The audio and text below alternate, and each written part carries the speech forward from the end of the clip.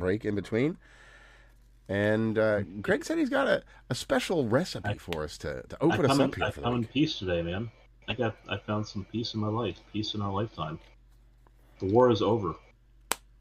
Thin mints are finally optional in the house. I found the replacement. Well, that's That actually is, probably pretty good because I know you have absolutely no idea that I was going to go there with this right sure. now, but I actually just found out recently that Girl Scout cookies have one changed their ingredient list, two Ooh. changed their cookie count, and three changed their Oh, cookie weights. So you're not even what? getting the same amount at all anymore when you're buying them Of from the the Girl same Scouts. cookies, it Hmm. seems. No, you're not. This is fucking wild. All right, so Fortuitously the enough. recipe here could not be simple enough. Could not be simpler.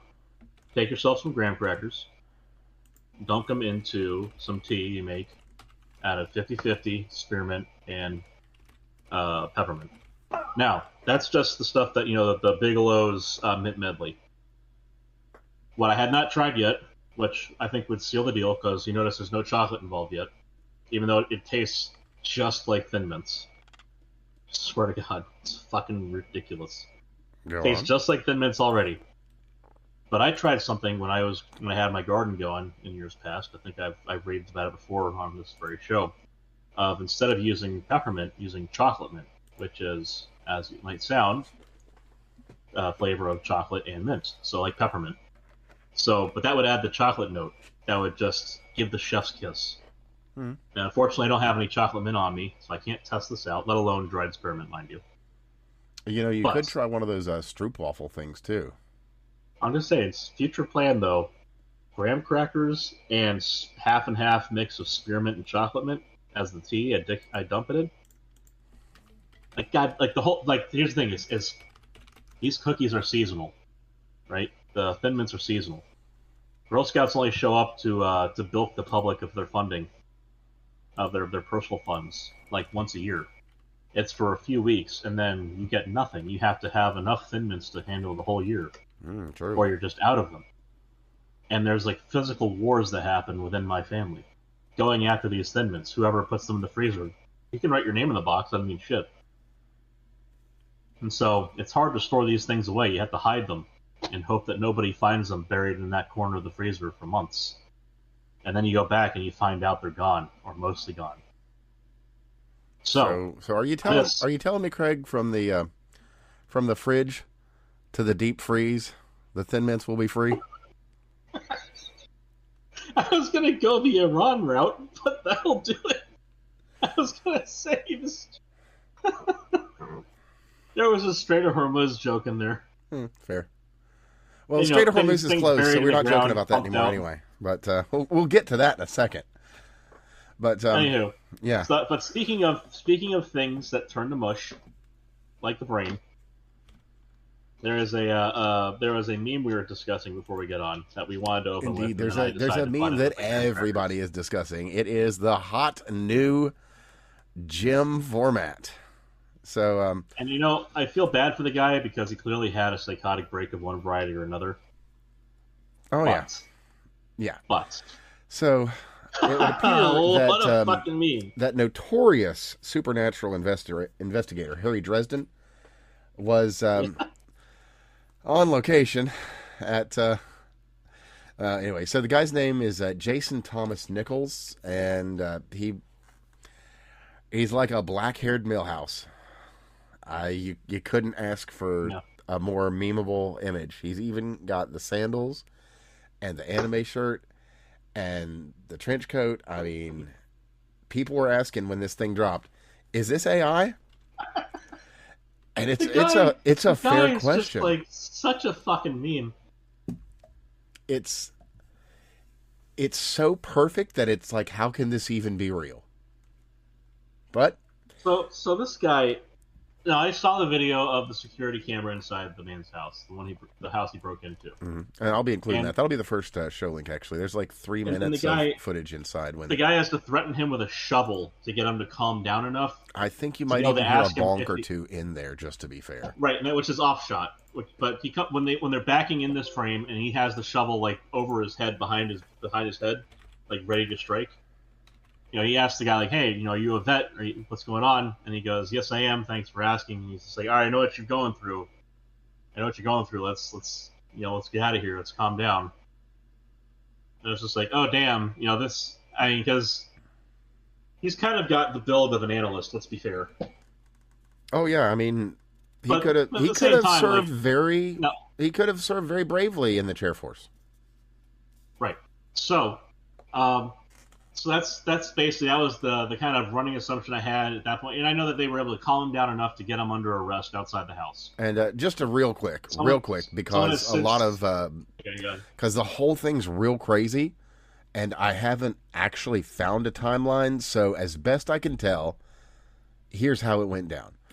The video that everybody's seen, crazy guy at the thing, that's where this all starts. He comes up to the place. He's like looking for some girl, apparently, and goes just goes hog wild on the front door. Then breaks into the house through some method. I've heard maybe a window, but I don't have any confirmation. That's where the second video. Well, actually, that's where the third video that appeared came out, which is the interior video where you see the homeowner and him interacting. Right. And then there's the second video, which is the arrest, which is taken from the roof of the guy's house. But long and short, crazy guy comes up, goes crazy, comes inside, acts crazy. There's a confrontation. Things get dialed down. They go out front. Cops take him in. That appears to be the timeline. Just to be clear on this, I don't know if he's actually a veteran or not. And this was something that someone corrected me saying he's not a veteran, and went on a little bit. But the fact is, like, I don't know if that's clear at this point. Now I think they said someone either they said they. Let me just go ahead and double check my notifications while I'm saying this, but like or mentions rather. Mm-hmm. So, the thought here is, so this person says, yeah, someone ran a name check on his name. He's never served. Now that's the extent of what I was informed with, is that someone ran a name check of his name and he's never served. I have no idea. My guess is that there's like either a Kiwi or some other internet intelligentsia has gone ahead and done their due diligence. But seeing as that was sent to me with zero evidence provided whatsoever, I would take that with as much credence as the guy's own words. Oh, fair. Which is to say, not much. It was nobody's ever lied on the internet before, right? Oh yeah, that would never happen. Exactly. So until otherwise, he is a meat popsicle, much like the rest of us. And he just happened to go a little bit bonkers. Now that said, back to the meme side of this. So there's the gym alert that was made out of this, which is probably the peakest of peak memes made out of the thing. And there's a pretender out there that stole the meme and blocked the meme creator. And, this isn't exactly our beat, but I mean, it also kind of is, because we do get into weird internet esoterica. So there's why would you, like, on the internet, where everyone else is going to be able to see. Yeah, you can just look at the timestamps. And dude was like, he posted his at 8:26 p.m. yesterday. Other dude posted his at 9:06 p.m. Like, come the fuck on. And then, old dude's like, oh no, here's my workflow from fucking Vegas or whatever. Yeah, okay. And then, of course, it's a faked workflow, because old dude's like, okay, well then, how about I show you the screen recording of when I made the fucking thing? So, anyway, we have at Willie Canint that made the original meme, and I'll be including a link to that so you can download it and share it everywhere, because it's a great. What is the clout that you're hoping to chase from this? I mean, you want to talk about fucking clout demons? Goodness me, these people are just beyond reach or something. How much does your life need enriching for this to be the highlight that you're willing to chase after? Right? It's a meme. Like, I get it. Like, you want credit for your meme. That part I get. The part where you try to steal that credit, it's just like, dude, there's got to be something better to do in your day.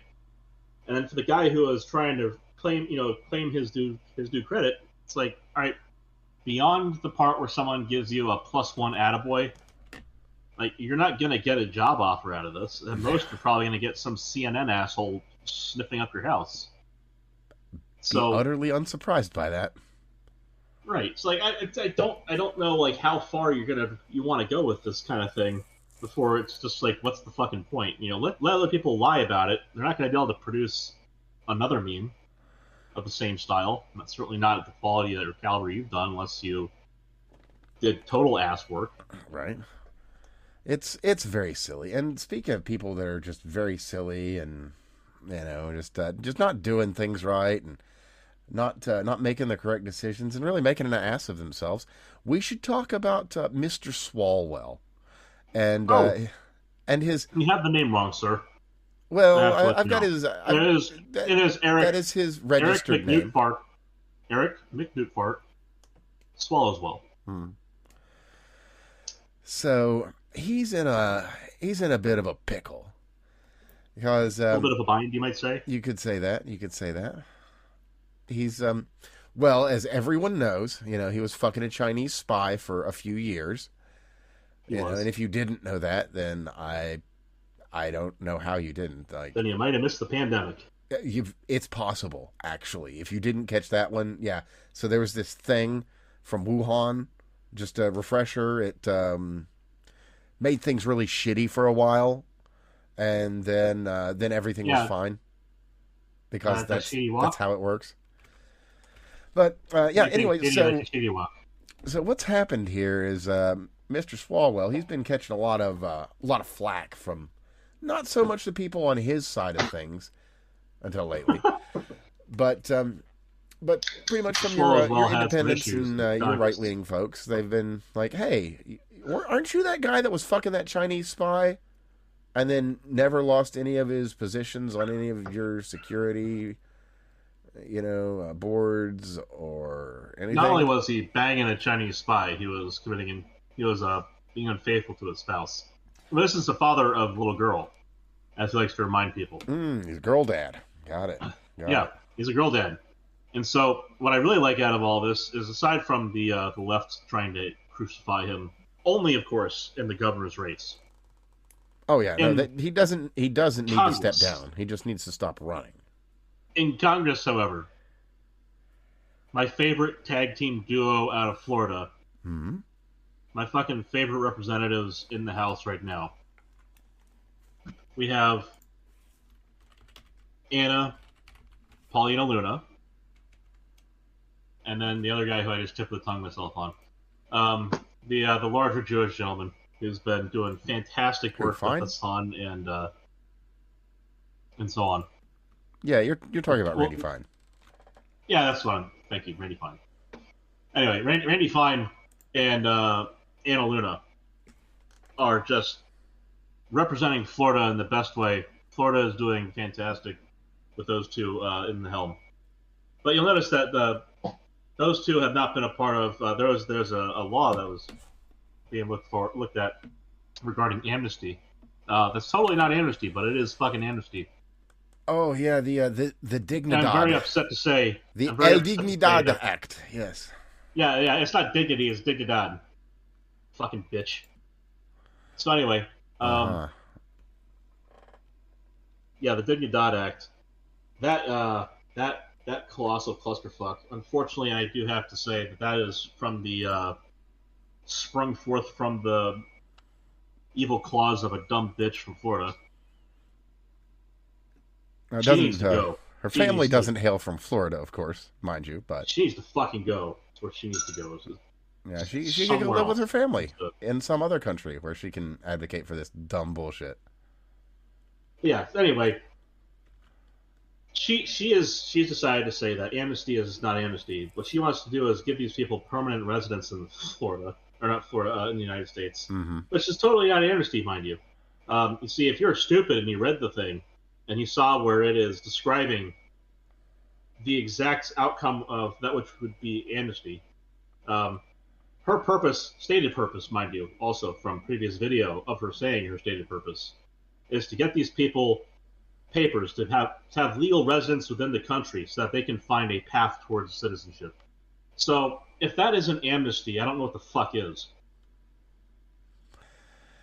Well, there's a funny thing is that They can all Community get in Notes line, kind of man. felt the Get in same line. as basically everyone other than her, and left a number of worthwhile comments on any of her protestations that this is anything but amnesty, because it So, is. as I would say to the people that she's trying to defend, they can all get out of the fucking country and get in line like everyone else. Like that's you cannot stay here and get in line. Get out of here, and then get in line. Come in the right way or don't come at all. Mm-hmm. I understand that the system is broken, and part of it being broken is this shit right here. Half-ass, halfway measures that do not solve the problem, prolong it, create a new population. She is trying to do what was done under Obama.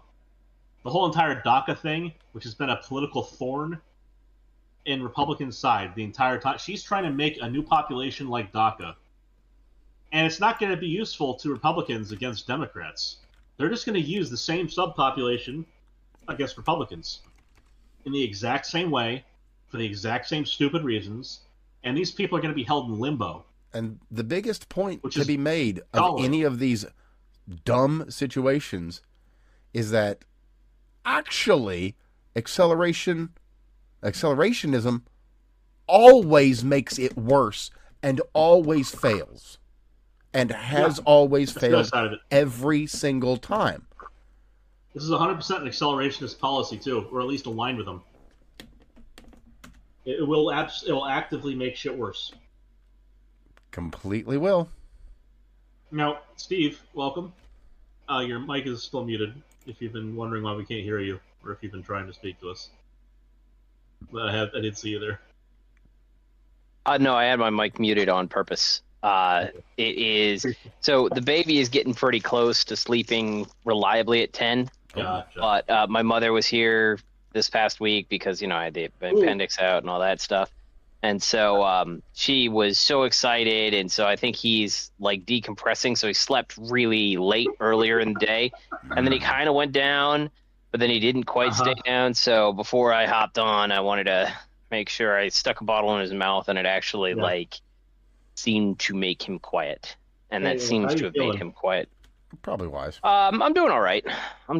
Like it's one of those things. The doctor, it really pisses me off when they say this because I tend to like push myself. But the doctor at the surgery was like, a big strong guy like you in 3 days, you should be fine to go back to work. And I'm sitting here like, by 3 days I could barely First day I certainly couldn't walk all the way to Aldi, which is only like 2 blocks from my house. Right. And then like by Wednesday I could walk there and back, but that was like it for the day. Like that was I was spent and everything else. I'm still at the point where like most of the pain's gone. I only need the ibuprofen if I, work a little bit too hard today. But if I walk, I can still feel my fucking organs. And I can't bend down and pick up stuff off the floor. So it's like I asked for my short term. I requested 2 weeks, and I think that's probably be fine. I think I'll be fine by next weekend. I'll probably be fine middle of this week, but like I don't want to start going back to work middle of the week, especially when that's like most of their week's over. Yeah. So, yeah, it's interesting. It's not as it was really, really shitty. Monday was a shitty fucking day. Monday was a shitty fucking day. And there have been a few times where I push myself, like you just push a little bit more into it, just because you're, it's your fucking abs, and I feel like shit, right? I'm way overweight right now because I've been at home eating, and I don't know whether I'm swollen from eating too much, or, my mother being here and having like she wants to go out to eat, which means I'm getting way more salt than I normally get, or it's all the bad foods I'm not supposed to eat, or swollen from surgery or whatever it is. So and I can't even start working out again for a while, which sucks. Yeah, that's fair. I did not have to wait as long on my end, so I'm thankful for that. Yeah. But, I only got a tooth out, not an organ, so. How's your jaw doing? Pretty okay. No complaints at all. I'm basically back to normal. Other than that, you see, it's weird. Steve? Sorry. Yeah, right? Yeah, what are you doing, man? Come on. You're a big, strong man. Doctor said Indeed. so. Oh man, Indeed. I'm glad to hear you're both recovering well. Yeah. No, I'm glad you sound good, so that's good. Yeah. But speaking of big, strong men, and since we were talking about the DIGNIDAD Act, we should probably dig in a little bit, because there's all sorts of great stuff here. Like, well, I'll just read from it directly. Subsection C, waiver of physical presence with respects to aliens who removed or departed the United States on or after January 12th, 2017. What happened in 2017? Oh, right, Donald Trump was elected. And who were continuously physically present in the United States for at least 5 years prior to such a removal or departure. Means they're already gone. Meaning that they made the choice to leave. Anyway, the Secretary may, as a matter of discretion, waive the physical presence requirement under Section 2102 B1A or Section 2321A. Man, I wonder who they're going to go after. For humanitarian purposes, for family unity, or because a waiver is otherwise in the public interest. The Secretary, in consultation with the Secretary of State, shall establish a procedure for such aliens to apply for relief under Section 2102 or 2302 from outside the United States if they would have been eligible for relief under such section. Which stooge in government, which government person, I say stooge lightly here, which supremely effective government officer in the cabinet right now would be a huge hindrance to this, and it would likely have to be removed from his office by some procedure in Congress or another federal election. I wonder. Because this sounds like something that a certain human man himself would never want to deal with.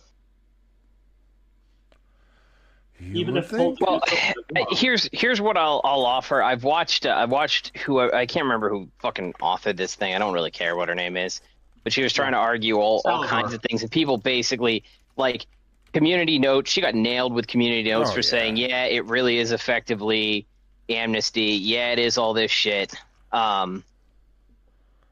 You know, the bottom line is this bill's not going to go anywhere. Yeah, the person is Maria Salazar, who does need to be kicked out of office. Fuck that list. Like, if we want to be honest about what this is the Democrats finger waggling and threatening the Republicans with, like, we're going to come for you. Except she's a Republican. Is she really? Republican. Yeah. Yes. I didn't know that. GOP committee member. And a member of the Financial Committee. She's a fucking Florida Republican. On the Foreign Affairs Committee, dude. Like, how the hell did that survive, right? I know how open borders that state is. Okay, and... Well, look, we'll take anyone from Cuba because there's a specific law and a specific purpose. But that's probably going to change, too, because we're probably going to take ourselves to Cuba. But also, let me read also from another subsection of the DIGNIDAD Act. The E, evidentiary limitation for purposes of subparagraph D, allegations of gang membership obtained from a state or federal in-house or local database or network of databases used for the purpose of recording and sharing activities of alleged gang members across law enforcement agencies shall not establish the participation described in such paragraph. I got a good question here. What if it's tattooed on the front of their fucking face? Well, you know, I mean, they better not be sharing that information amongst the... Is that a database issue, or is that the departments, is that a Fifth Amendment issue? I lack adequate answer to your query, sir. I mean, is that an issue of, like, where they, like, say, I'd like to bring this man's face to the stand?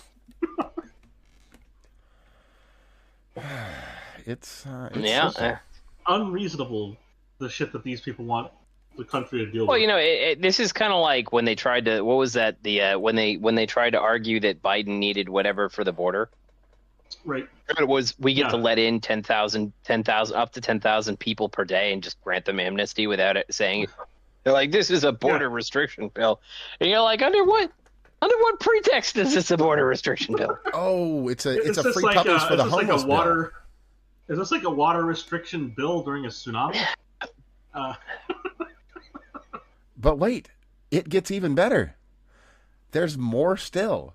It would also include this fun thing. Green card access. The act aims to streamline green card applications for high-skilled workers and international graduates, helping to clear backlogs. What it would do, basically, you get a diploma. Hey, cool, good on you. Here's your green card. Like here's the deal on like so I like how they tried to frame it as like a STEM thing. Like, all right. Yeah, STEM cutting off PhDs. American history at the STEM, but yeah. STEM PhDs you can make an argument for.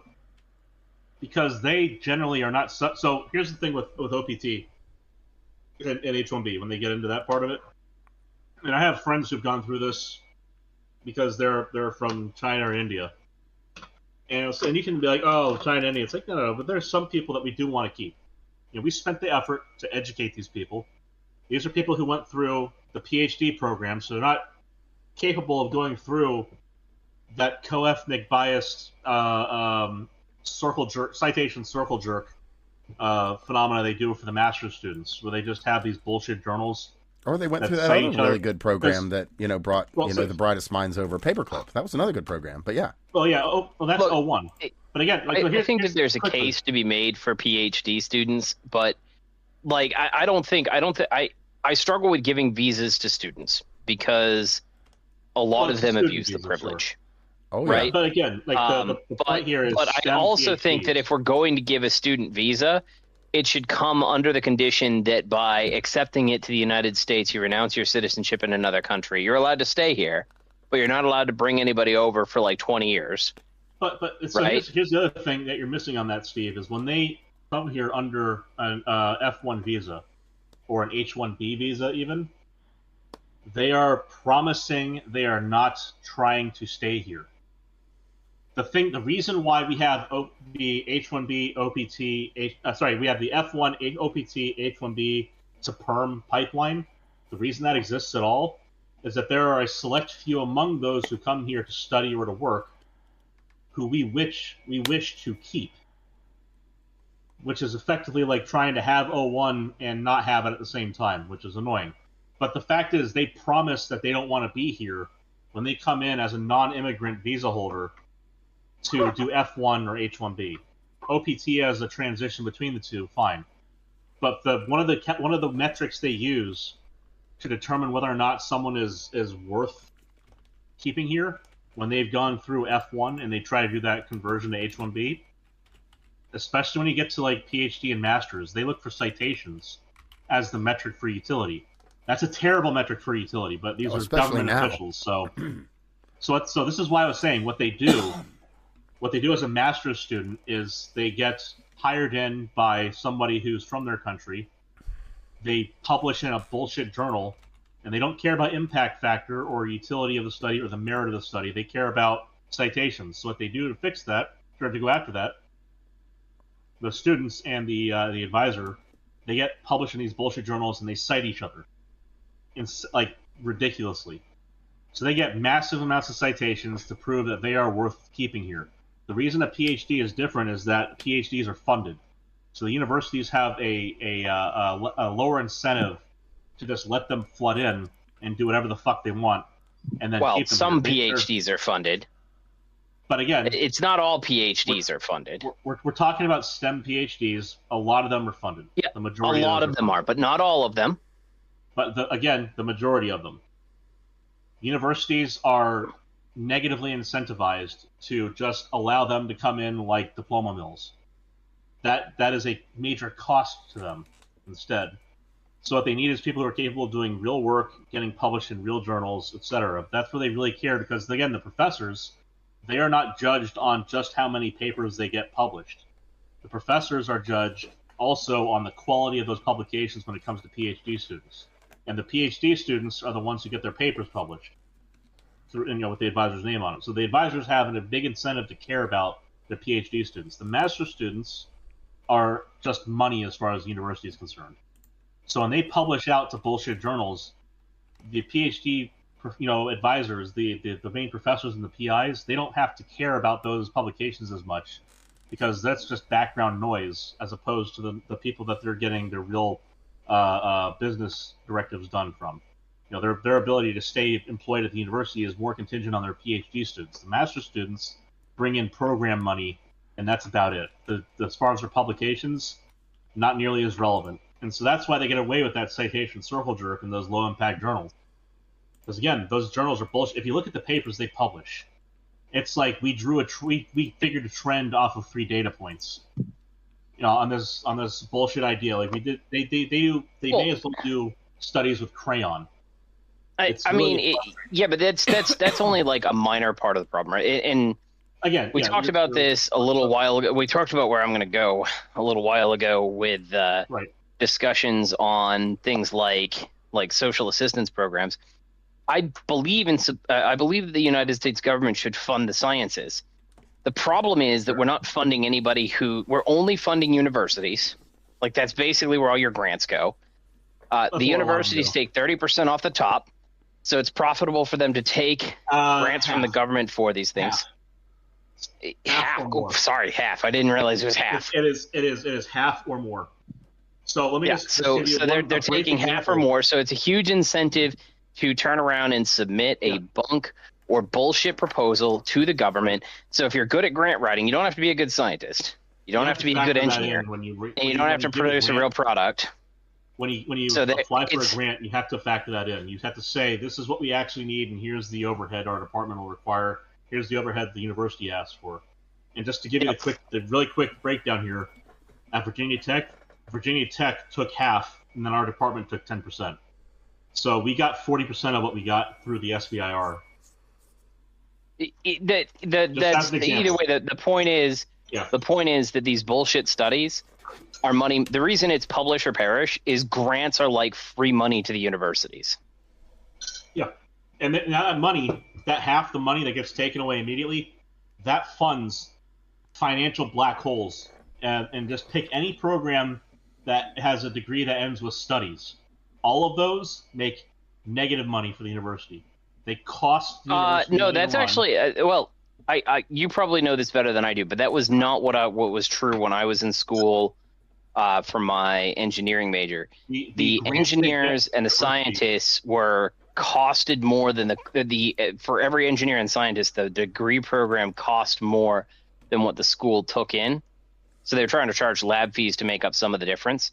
Well, so what they do is they make it up through overheads that they build into the grants.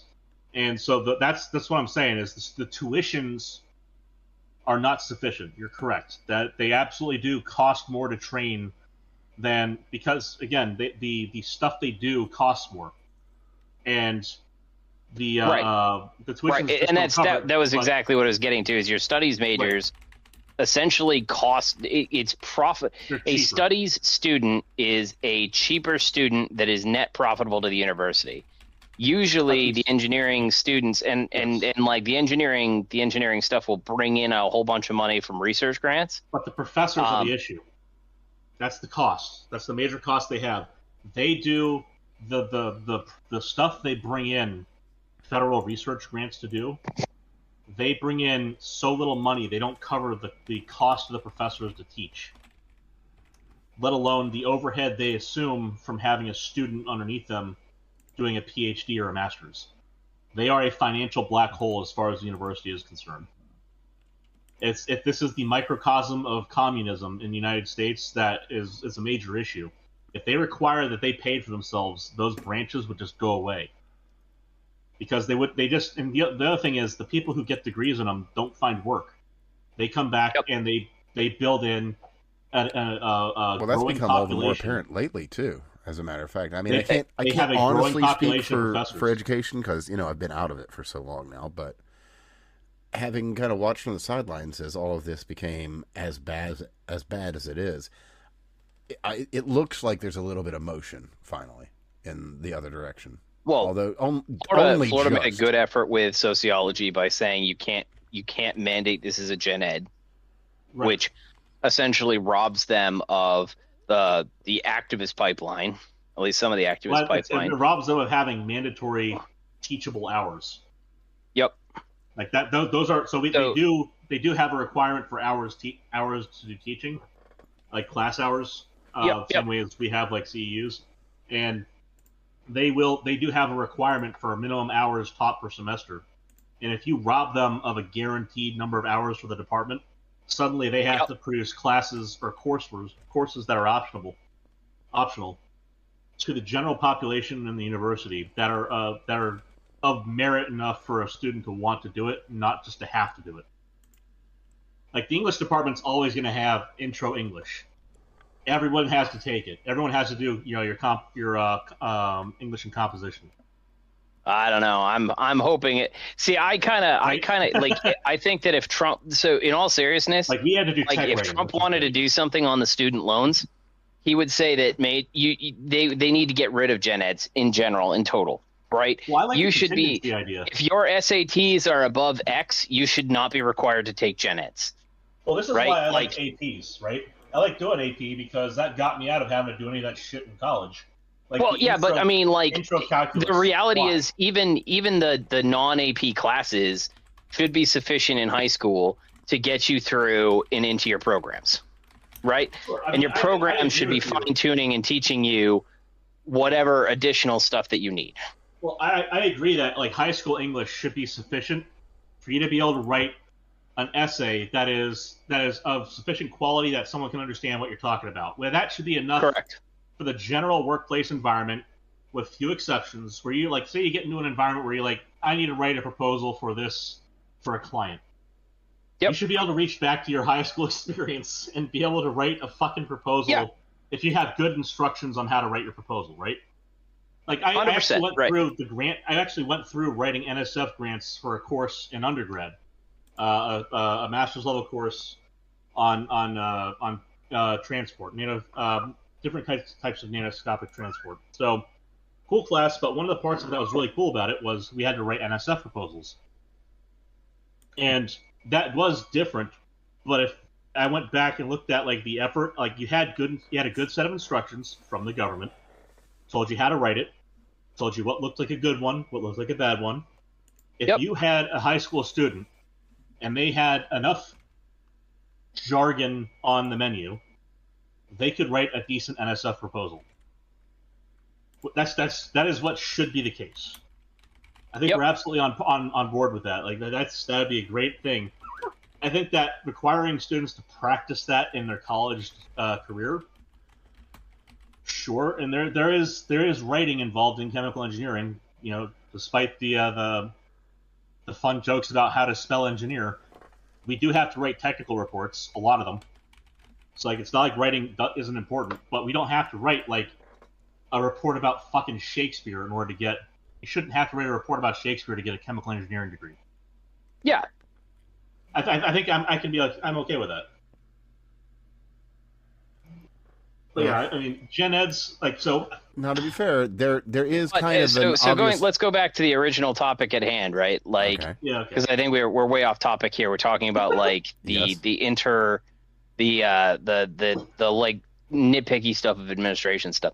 The point is that when we start talking about the value of foreign PhD students, I agree that there's a value in having people who can do smart work be here, and I agree that there's a value in not having them go. And there's probably some sort of value in having that whole thing go up there. But one of the problems that we have is that a lot of these students are just used to generate, they do the paper mills, right? They do terrible terrible products. And then when they do all these terrible products, it generates money for the university. So the university has no incentive to not accept the best and the best and only sit there and focus on STEM. The students that are coming over here are perfectly happy with churning and burning because they're in the United States, which is amazing. Like, let's be honest about it. And maybe part of the answer to this is to start changing it so that like grants are available to the average person. And so that there's a larger field of competition for universities, and we start picking what we're doing. Because like I've got a research project I want to do. Well, Steve, some of them actually. I was looking it up, right? Because I'm going to probably try to. What's that? I said SBIR is the thing you're looking for.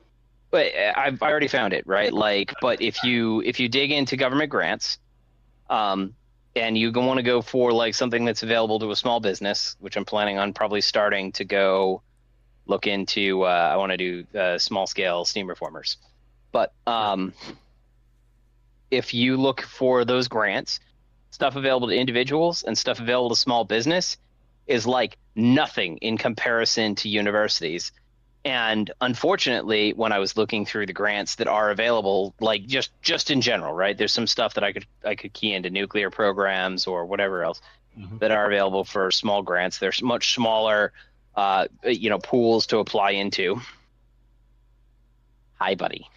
My baby's cooing and smiling. He's having himself a fine time. Sounds good. But there's a lot of that stuff. There's Again, also a ton of fucking these sports. humanities fucking grants. But those humanities grants are only available to universities. It is a straight are. and direct transfer. And that is going That's- to like that's the stuff I was talking these are about. not American students who want to sit there and pay those rates and go to that school and go through that stuff. These are going to be the foreign kids who come over and the school says, "Hey, go churn and burn 1,000 fucking grant applications to bullshit stuff." And because the university doesn't care, money's money, right? To them, money's money. Pretty much. At the top of it, that's what it looks So like. like whether it's our I think the taxpayer answer is to dollars sit or there and some- start or Pajit's demanding money, results yeah. and start demanding some sort of, open up the grant system so that it's not going to universities, and B, sit there Well, so they have- and they make have that available to public other grants. people. And in so doing, you're going to kind of basically make universities compete for productive outcomes rather than these non-productive, So here's but here's a problem with relatively their- cheap programs. There's a problem with this desire that you have, and I appreciate it. They are public grants. In fact, a lot of artists survive off of them thereafter they get out of university. That does I'm not just make me sad or think that I'm this is a just perfect saying- example for eradication, my friend. No, I Artists. agree. I agree. I'm just like what I'm saying here is that the grants that they give to universities for the humanities and the arts, they are typically of a much lower dollar value and they're less frequent. When you get to STEM, they're more frequent because there are business interests. That's the SBIR grants that are received through the government, and they go to a small business. Those SBIRs end up being shared into a university through a business grant. Those are still paid out through the government. The government still issues an SBI number to the university, and that's where the payout comes from. We talked about this actually in brief when we were discussing EcoHealth Alliance's dealings with Wuhan Institute of Virology. The same kind of issue. So that was where we were saying, is the federal government paying out to WIV because that would be illegal at the time given the moratorium? And that was the fact was that EcoHealth Alliance, EHA, they ended up paying out. Mm-hmm. And that was not illegal because we did not pay out directly for the research. Nope. The EHA used it as handoff took discretion. place legally. Cough. Right. That was the problem. Is that was still skirted around because they were dishonest, which you think would be fraud, but it wasn't. So, but anyway, going back to the universities. Well, I mean, hell, you'd think it'd be Engineering- fraud to engineering develop a new drug and core release it for a sciences. bioweapon that you released, but anyway. Right. Core STEM generates money for universities in that so the students cost more, but they also pull in more money from them because they have things like labs and activity fees. So they do get money out of them, more money out of them in that sense. So it's more expensive for a student to go to university at the undergrad level. At the graduate level, they generate more bang for buck. They make enough money to justify a stipend on their own. And I've looked at the finances on it a little bit. It is kind of ridiculous the amount of money core STEM pulls into a university through grants alone and business investments. So, like the research parks are put on campuses. So the Bayh-Dole Act. Let's go back to the 80s. Bayh-Dole Act happens. That was the time where we had like the peak of research parks. You know, we still had Bell Labs around. We had all these research parks. Those were divested in because they were found to be more profitable to do on university campuses because that way they could streamline the funding that was coming in through the government. They could skip the whole intermediary step of having to employ their own people and have the students come and work on their own campuses, their business campuses. They could do all of that at the university and just focus on keeping their products getting pushed out the door. So that's why things like Bell Labs evaporated, and you started getting university research parks. That's actually one of the problems, because universities getting the patents, they wanted to charge more, like 30% royalties on a patent, which is priced them right out of the market. So businesses ended up making their own products anyway, but they do all the research level stuff on a college campus. So but anyway, college campuses have these research parks, independent, privatized research parks that have been built up around them.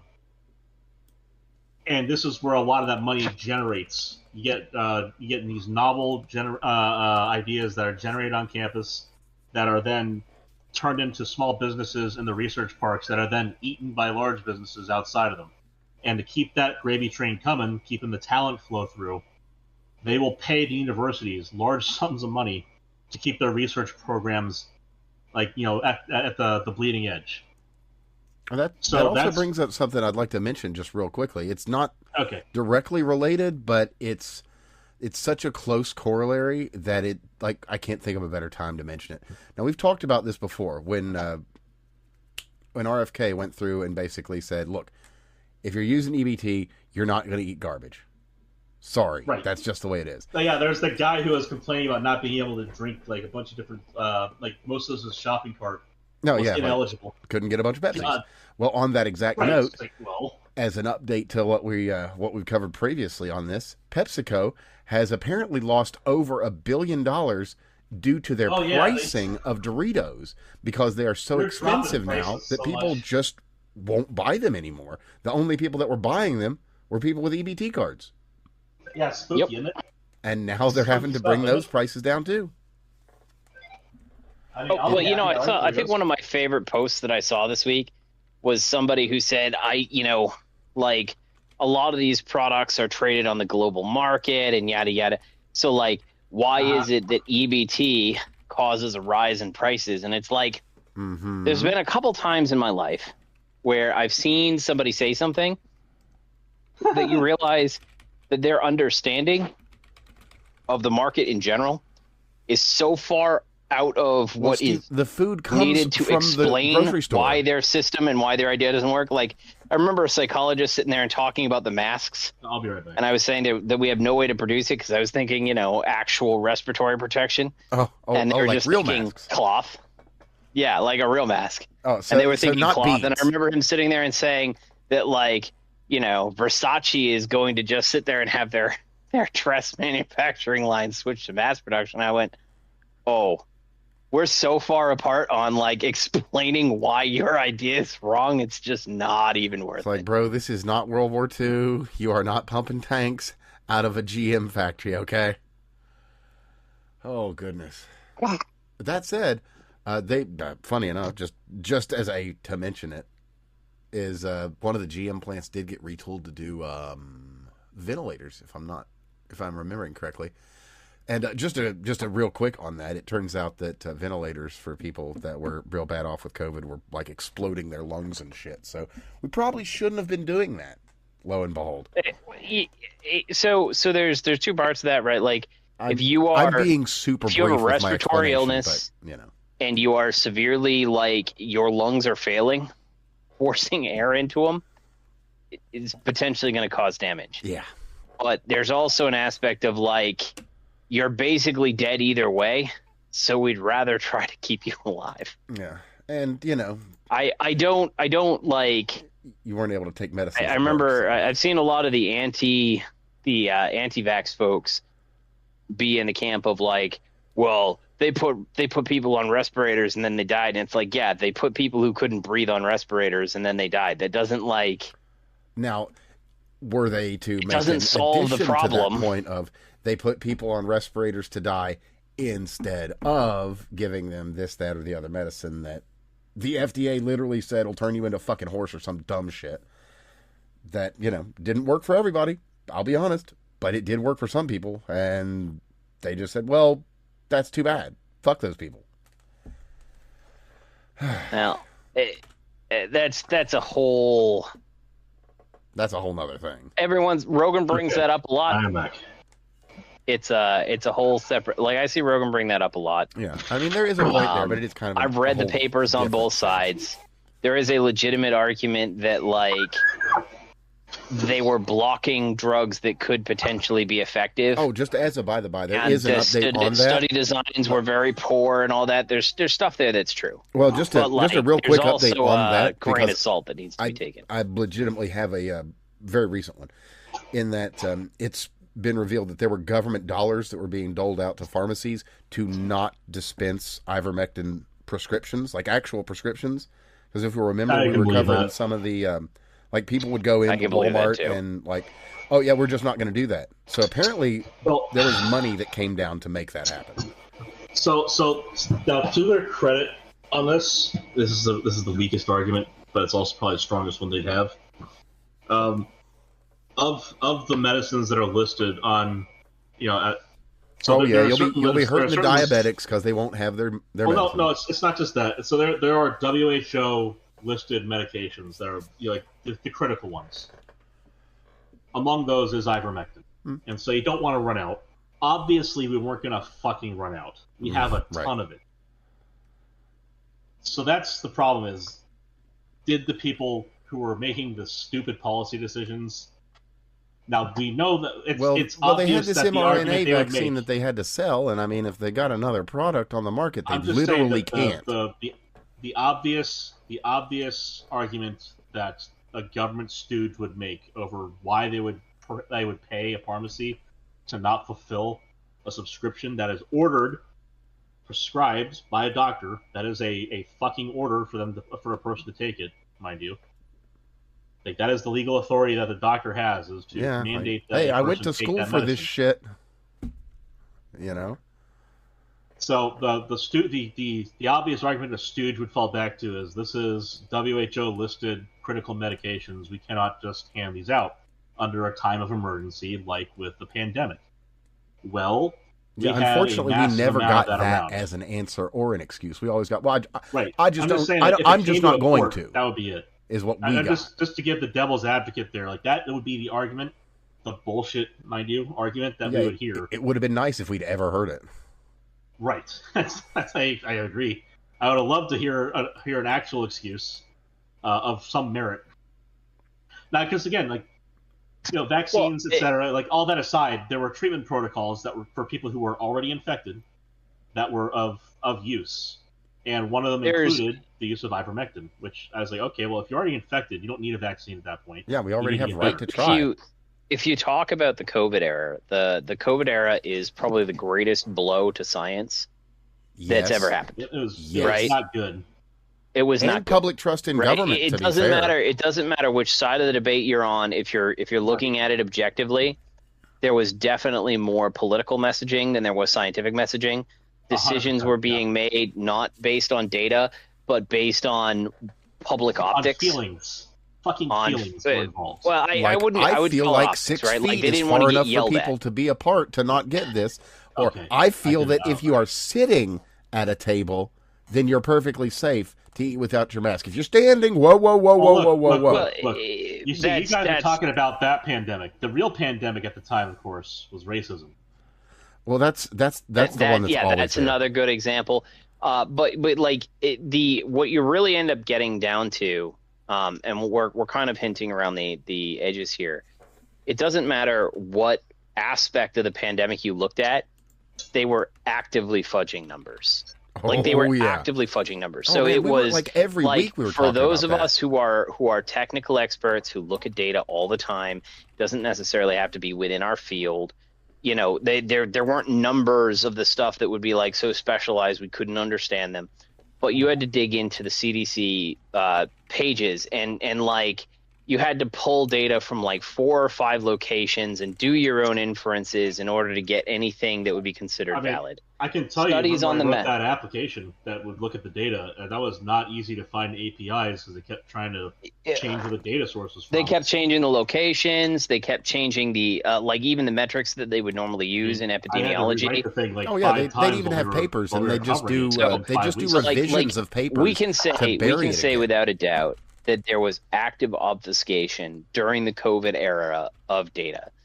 And some of that's come out afterwards. There's a whole lot of people who don't care, but that still continues as far as today. next time, I do care. That still continues today. Well, that's what we're let me finish my thought here, because it came up today with AIDS and HIV, right? Okay. I was sitting there and investigating AIDS and HIV, and if you want to turn around and you can go to the CDC webpage, and it will tell you all about how 20% of AIDS cases are heterosexual, right? Uh-huh. Okay, It'll mention once that 67% of AIDS cases are gay men. And it'll mention all over the place that 20% of cases are heterosexual, and it will mention nothing about overall population rates, which would be kind of pertinent for making any sort of analysis. And so you see the same kind of data fuckery even in the AIDS pandemic, where you have this political group, which is the LGBT group, and they are favored by one side, and that side explicitly and basically, if you go through the data, they're explicitly hiding the fact that there is a gross discrepancy in AIDS cases between heterosexual and homosexual populations. And this is the reason that they do this is because there are people who are attempting to not talk about this or deflect about it as if it's a universal problem. No, well, the most perfect example of what you're talking about is monkeypox, because it was the biggest fucking thing. It was monkeypox was a good example, but that was too close to the pandemic. I kind of wrapped that into the same thing. Well, it does, but I mean, it's so 90% of monkeypox, I think, had to do with the news media trying to come up with a new story that keeps people glued to their seats. Right, but if you want to talk about something that should be relatively independent and verifiable, I had somebody sit there and post about how it's both a heterosexual and homosexual problem, and it's homosexuals when you actually look into the statistics, it's like there is 100-fold per capita incidence rate of new cases amongst the gay community, and there's 100-fold latent cases within that community. As opposed to the heterosexual pairing. It is not something that is fucking night and day. A shared disease. It is. And if you want to talk about in order to find the numbers to sit there and back that up, if I go to the CDC will talk all about the heterosexual numbers. They mention that men have sex with men are 67% of cases, but they don't talk about the fact that it's like most of the problem, right? Those 20% that are heterosexual. If we're going to talk about global numbers, who are they? And that doesn't even matter. Like, what's the latent population, right? It's a disease vector. We should be sitting there and treating it epidemiologically. Let's talk about demographics that are impacted here. It's people who think that raping virgin young girls cures them of the disease, and people who are shooting up on the street and get infected needles. That's by and large going to be the population, aside from those who are alive today because of our modern medicine and are capable of reproduction. So people can be born with the disease already, not because of anything else, but because their parents, one or both of them, already have AIDS, usually the mother. Sure. But you see where I'm going? If you're going to start saying, it's a heterosexual thing, it's like, okay, well, let's look at the heterosexuality aspects of it that you're going to go about here. If it's rape and drug use, those are still problems. And that's not to cast immorality on homosexuals. That's to say that the acts are not the same here. Normal heterosexual behavior is at such a low risk of transmission in general, because it is simply not typically going to be an easy transmission route. You're not typically going to be causing significant tearing during body fluid mixing at that point. Most people are going to use protection if they're unaware of whether or not their partner is someone they want to be with. Well, even if you're not using protection, that really method is not really super accommodating to the transfer of HIV. Just isn't. The vagina is the point is not like any of the cause-effect relationship. The point is that the populations are massively different, from a disease vector epidemiological perspective. And that same level of fuckery that we saw with COVID is going on in that thing, so that we can try to make the claim that everybody's equal, and we're not. Well, you can say, is what about risk? Well, No, because most people are not out there trying to get raped.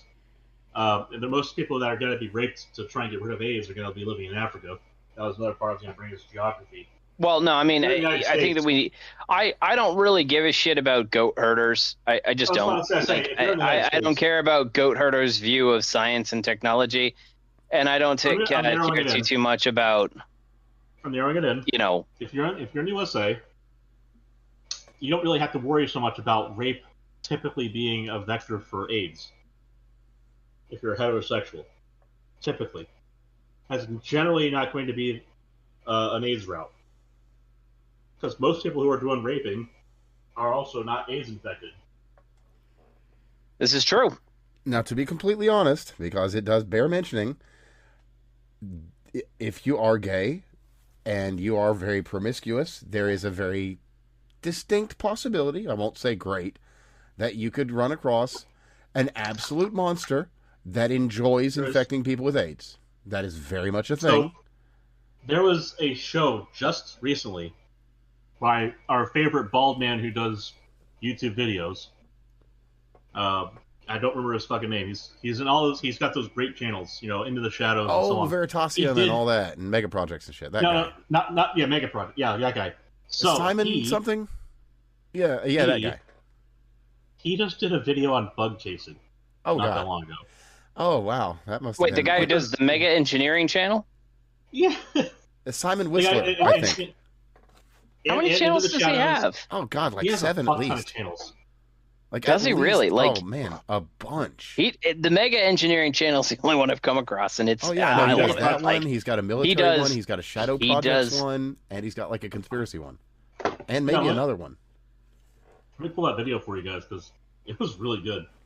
Yeah. Wow. But he did a video on bug chasing just recently. I think it might have been his Fact Quickie or his Into the Shadows channel. And I guess he just learned about it because he was still kind of Oh wow, figuring out how he felt about it too. yeah, it's horrible. It fucks with your head that some people are out there that screwed up, doesn't it? It's like, oh wow, so I thought we'd move back past the Jack the Ripper days, but I guess not. Right. Yeah, Well, he figured out about the gift giving and bug chasers and cracking eggs and so on. So, like, I can actually understand how people would seek it out because ultimately it comes down to like a whole psych discipline on purity and sexual purity, and it's got a sexual aspect to it, like a dirtiness or wrongness. Oh no, bug But it chasers has are a community absolutely aspect of it. like completely sexually So it's degenerate, covered. and that's why they're after it. Right, Look, like the 100%. reason why it was So really like cool I can was- understand where the psychology of the whole thing exists. Now, granted, it's one of those things. It's kind of like wokeness. When I first came on this channel, and I said I don't believe wokeness is like an actual thing. I think it's like an internet thing. I kind of really hope that bug chasing is an internet thing. No, And it doesn't- no, Nope. it's not. just Yeah, let me live my lie. It is more of a West No. Coast thing if you want to feel better about yourself. Yeah, to be fair. But it is also very much. It's still also very much a Piedmont Park thing. That's in Atlanta. I don't know what that is. That's the gay capital of the East Coast, brother. Is a place called Piedmont Park in Atlanta. I only know this because I had a friend who went to Georgia Tech, and we used to fuck with him by telling him he's gonna get molested if he goes by there. Oh, well, moving on He to wasn't gay, but it was funny to fuck with him like that. yeah, well, moving on to happier topics, we should probably talk about the trans-identified man that murdered a baby. Actually wasn't trans-identified at the time of the murder of the baby, but Soon after, yeah. But then afterwards was like, you know what? I don't like being around guys or whatever, so I am a woman now, and so I'm like, all There right, you go. well, It was Into the Shadows that had it. Bug chasing. but Bug gifts. But there's a small problem with this situation. See, he got a 55-year prison sentence and is like, I don't want to be around all these dudes.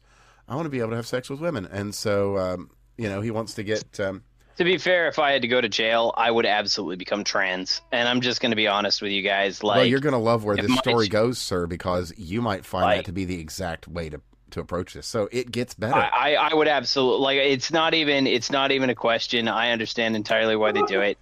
I'm not gonna pretend that just wait. I do not just care. wait, sir. What Wait till I'm done with this story. I would come on to this podcast trans as hell. Like if we were in the middle of the court case, I'd be like, "Hey guys, I'm about to be committed."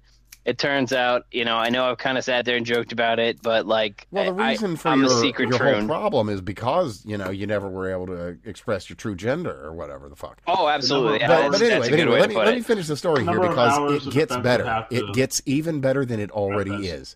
So this baby killer goes to a male prison and is like, and probably is also like, I don't really want to be shanked to death by a bunch of dudes. Fair. Because that is one of those things that kind of happens to baby killers. So, sues the state to get breasts and lips. That's it. Not anything else. Wins the case to get the him gender-affirming care. And so the state's like, no, just go. And he was let out on early release, I believe this week. Wow.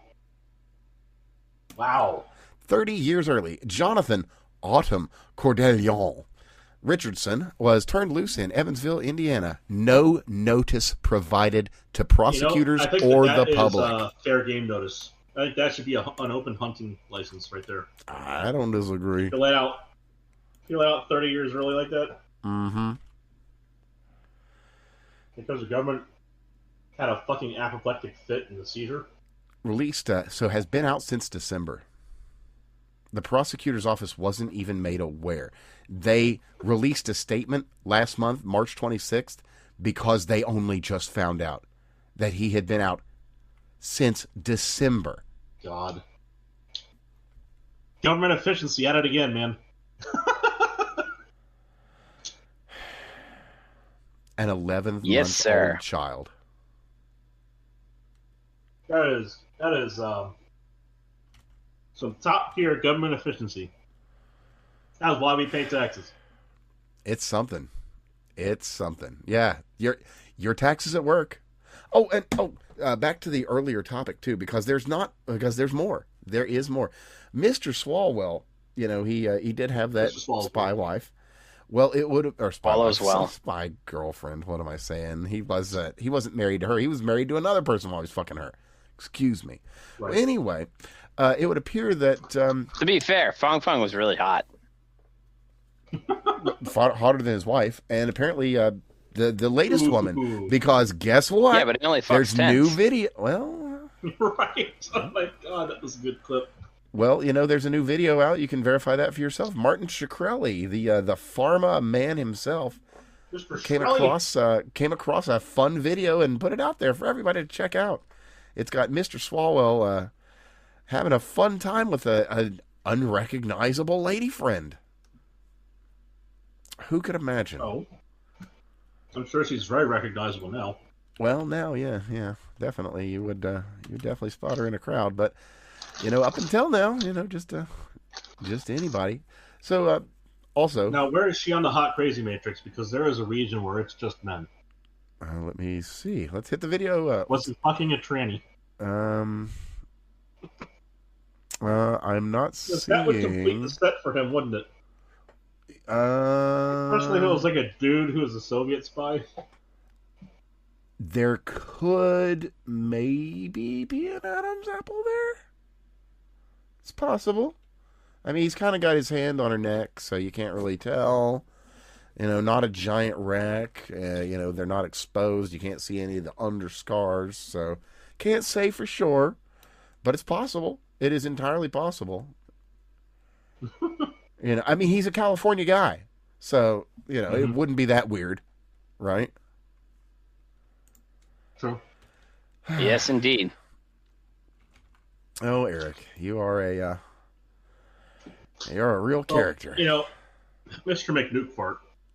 McNukefart, he's already had so many gaffes.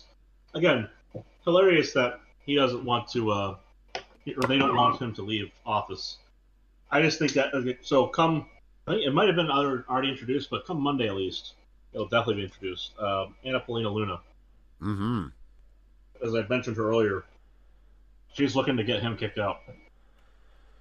Well deserved.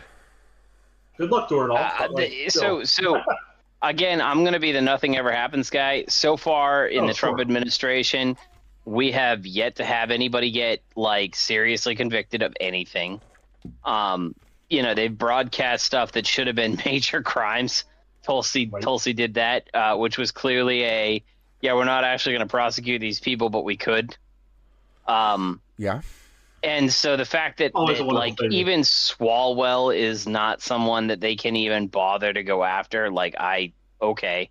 Well, Anna Paulina Luna is going to go after that. This, I mean, fucking Irina Zarutska's killer was let go. Not the other 14 times, mind you. The other 14 times he at least was fit to stand trial, but the 15th time, now he's crazy. Mr. I got that white bitch. Yeah. I love how that was euphemized in public media. I got that white woman. No, that's not what he said. No, those were not. He was very clear about how much he got that white bitch. He was. But I've got something for you, Steve. Speaking of getting those white people, we've got this one out of Polymarket. Actually, this is from last week. But Kash Patel, actually doing his job. I know, crazy, but doing his job. Announced the arrest of a former U.S. Special SOCOM employee for leaking classified information to the press. Which, yeah, that's great. And then, of course, we had Donald Trump's statements in the past. I think like about a week ago as well, where he was like, I know somebody leaked about that Iranian, about the second pilot out there, and we're going to investigate you. We're going to find out who did it. Yeah, Steve. And well, I've actually got an update on that. The update does not actually come from the White House. Let me see here. Where did that come from? It was a different organization. Goodness gracious, where did I put that news? Well, anyway, that's not it. Well, the fellow that's responsible is apparently a member of the either the Israeli military or Israeli intelligence, and has boasted that he does not expect that anything will be happening to him. So I guess we'll see. Although I will say I haven't heard anything about the news since that. Time to flex our fucking treaty. I would like that a lot. I would like that quite a lot. Well fucking called for, but I've we'll see. We will. Now, speaking of things to see, so there's that whole Strait of Hormuz, and the pool being closed, with the AIDS and all. So, with that being the case, everybody's like, where am I going to get my petrochems and my oil and all my stuff? You're going to get it in Texas, motherfucker. You're going to come to the Gulf of America, and you're going to slide your super tankers in there, and you're going to fill up, and you're going to pay a little bit less. And you're going to drive that shit right back home because, well, folks, if you are watching any ocean traffic trackers, the Gulf of America is the hotness. So here's the thing. We saw a bunch of griping coming out of the Limeys. Mm-hmm. And it's fucking unconscionable because not only did we tell them, okay, you can take care of it yourself over there, out of the goodness of our fucking hearts, after being stabbed in the back so many times, we said to them, and we will fucking sell you oil while you do it, just to make sure you can. Mm-hmm. That's insanely gracious, given the fact that they just showed themselves to be such fair-weather friends to us. Right. Well, I mean, Mr. Starmer has not done all that well. But to that same point, there have been some folks that you would think would be kind of stalwart on these things that have been a little bitchy about it. And, we don't like to bring up interpersonal dramas, so we won't. Just, who you are and chill, bro. I'm disappointed. I mean, look at me. I have not had much good to say about this Iran action, but I have been polite enough to hold my fucking tongue and not go off the crazy deep end. And as the days pass, it looks a little bit like maybe there was some kind of plan. Maybe not the best plan. Maybe not the smartest plan, but a plan and a workable one. Because Venezuela's giving us that crude. We're getting their sweet crude. we've got the heavy crude. There's your petrochemical industry. But again, our entire Texas-bordered industry was built up around the refining of Venezuelan sweet crude and our heavy crude. Mm-hmm. When they expropriated and cut us off, a lot of equipment has been kind of hanging out waiting. Like, it's been run in a way that is not optimal, awaiting that shipment to start up again for us to get another Chevron explosion. And that explosion, I mean like financial. Yeah. Like we have the opportunity to make Venezuela and the United States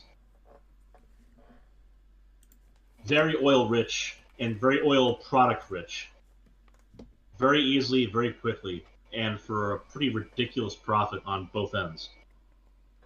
Like, Venezuela was such a rich country because we were dealing with them. Mm-hmm. Like, we had the industrial base, they had the industrial base, we had the resources we were sharing between countries. That expropriation fucked all that up for both countries. We've been able to hold up our end just fine because we had the refining capacity and we still had our oil. They just shut down and they went full communist and they imploded. That they did. Which, sucks to be them. It'd be great if we could have them, the whole idea of make Venezuela great again. You might not be able to pronounce it very easily, but sure is a fucking great idea. There's a lot of people Which that talk about this, people. What was it, the Don Roe doctrine? Yeah, it sounds silly, but at the end of the day, it's good business. Well, yeah, and not just dollars and cents business. It's good geopolitical business. Right, I was going to say, that's national security writ large. Iceland. I mean, I'm thinking if the UK continues down this road, we're going to end up owning the UK. Well, it would be better than their current owners. We're about to get Alberta. I mean, to be fair, actually, the the current situation there is actually looking, as of right now, like an Albertan independence. But right, they would be a close friend. State. They'd be very close friends of the U.S. at the very least. I can tell you, just the people who chime in whenever I make a joke, I get Canadians who chime in. They want us to come save them. I'm just like, guys, we got a lot on our plate right now, but if you guys can referendum your way out of being a part of that shit, you can join us. Yeah, there's room at the table. There are parts of Canada that are beautiful and amazing and not filled with retards. Yeah, or French speakers. Alberta's one of them. Fuck it, the Northern Territories. That area is nice. Mm-hmm. A little bit chilly, but nice. Yeah, fair. Fucking Ottawa's okay. It's not great, but it's okay. But there's... Well, on the whole entire east side though has got problems. Oh yeah. Oh, very much so. Yeah. It's like the farther they are from England, the better. Pretty much. But it's weird how that works out up there. But it's kind of the opposite on the state side. New York City's pretty close. Let's be real. So just that's fair. That's. And I mean that New York City is kind of bad enough to carry the whole East Coast if I'm being real. But anyway, back to the Irina Zarutska thing, because there is other news and it's not all bad. So out of the U.S. Government, Harmeet Dillon has said that he will remain in federal custody, even though the state has ruled him incapable. Yeah. So there will be federal charges moving forward. Nothing to do with federal. And there's a very easy hate crime case to make with this because of, what was that he said, Craig? He said, I got that white bitch. He did. He made it racial. And, well, that's good enough for me. They wanted to make George Zimmerman fucking racial, and I don't even know if he ever even mentioned race. Yeah, but he was a white Mexican. Right. Because that's how it is. So, anyway, something's happening, and it's, at least some small amount of good news. Goodness, we definitely need it. Now, some other interesting news. We've got, another one out of cash. You know, there's a lot of shit you can talk, but the guy is doing work, and well, bless him. I'm glad it's being done. So we got another bit of. I got a lot of. You can't say a whole lot of shit about him because he cleared the FBI's most wanted list, the top 10, true. multiple times in a fucking row. Yeah, true. So I mean, the guy is running his department like it should be run by getting people arrested. Yeah, and a lot of the people that really need to be off the streets. Now, is there a certain class of individuals we'd all like to see start and get arrested? Yes, of course. And, well, we'll just leave it at that because technically these are the most powerful people in the world and they can fight and they can run. So I can understand why you would want to build an absolutely adamantine case. So we'll give him some time yet, but, even if they can run, even if they can do all that shit,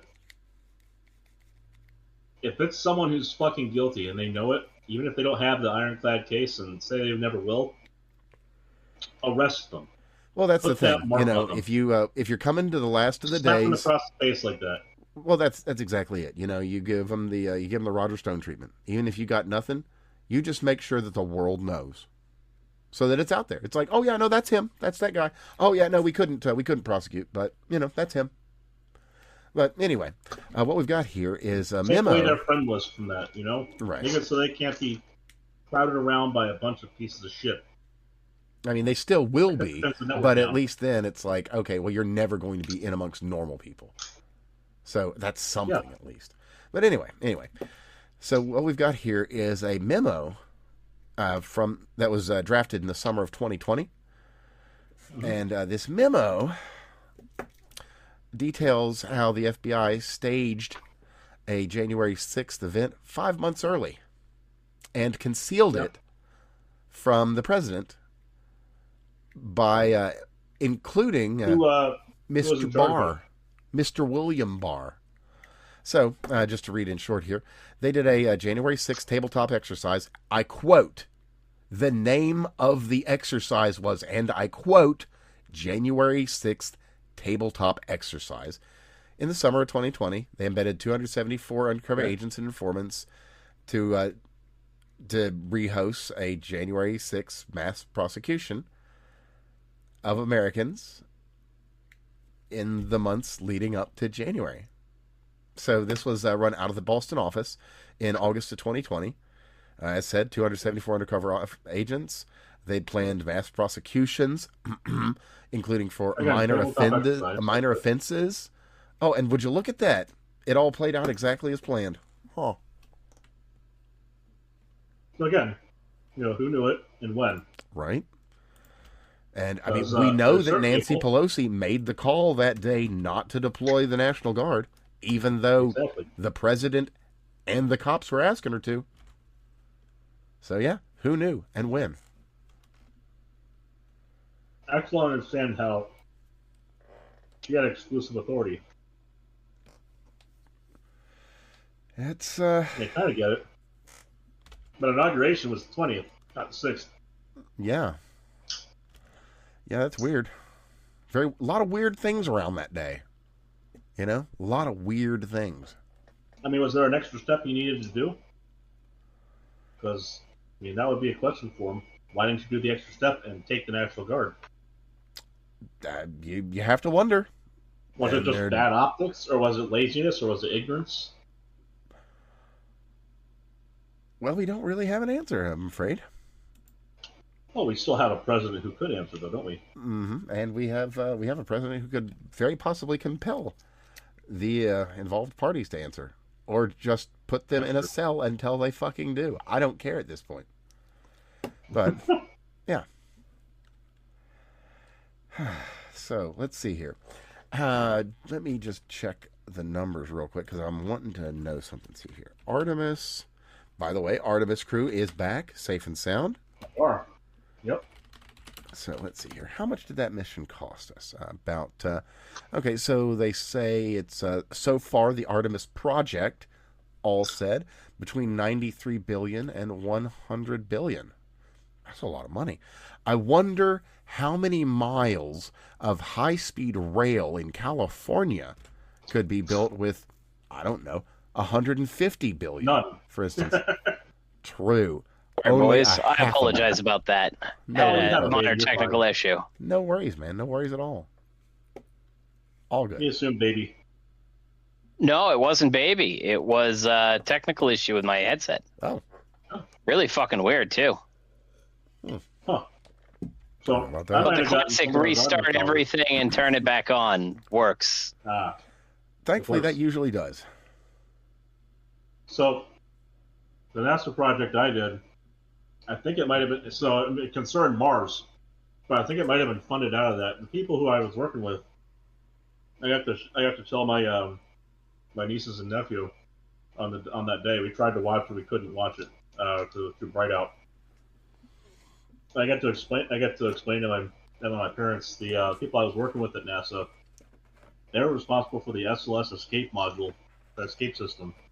So that spire at the top that has that kind of like weird bulge in the middle of it, towards the bottom, like that's all the escape hatch system. And if in the event of a Challenger-esque issue, the idea is that the top of it pops off and speeds away a bit before falling back down in a splashdown.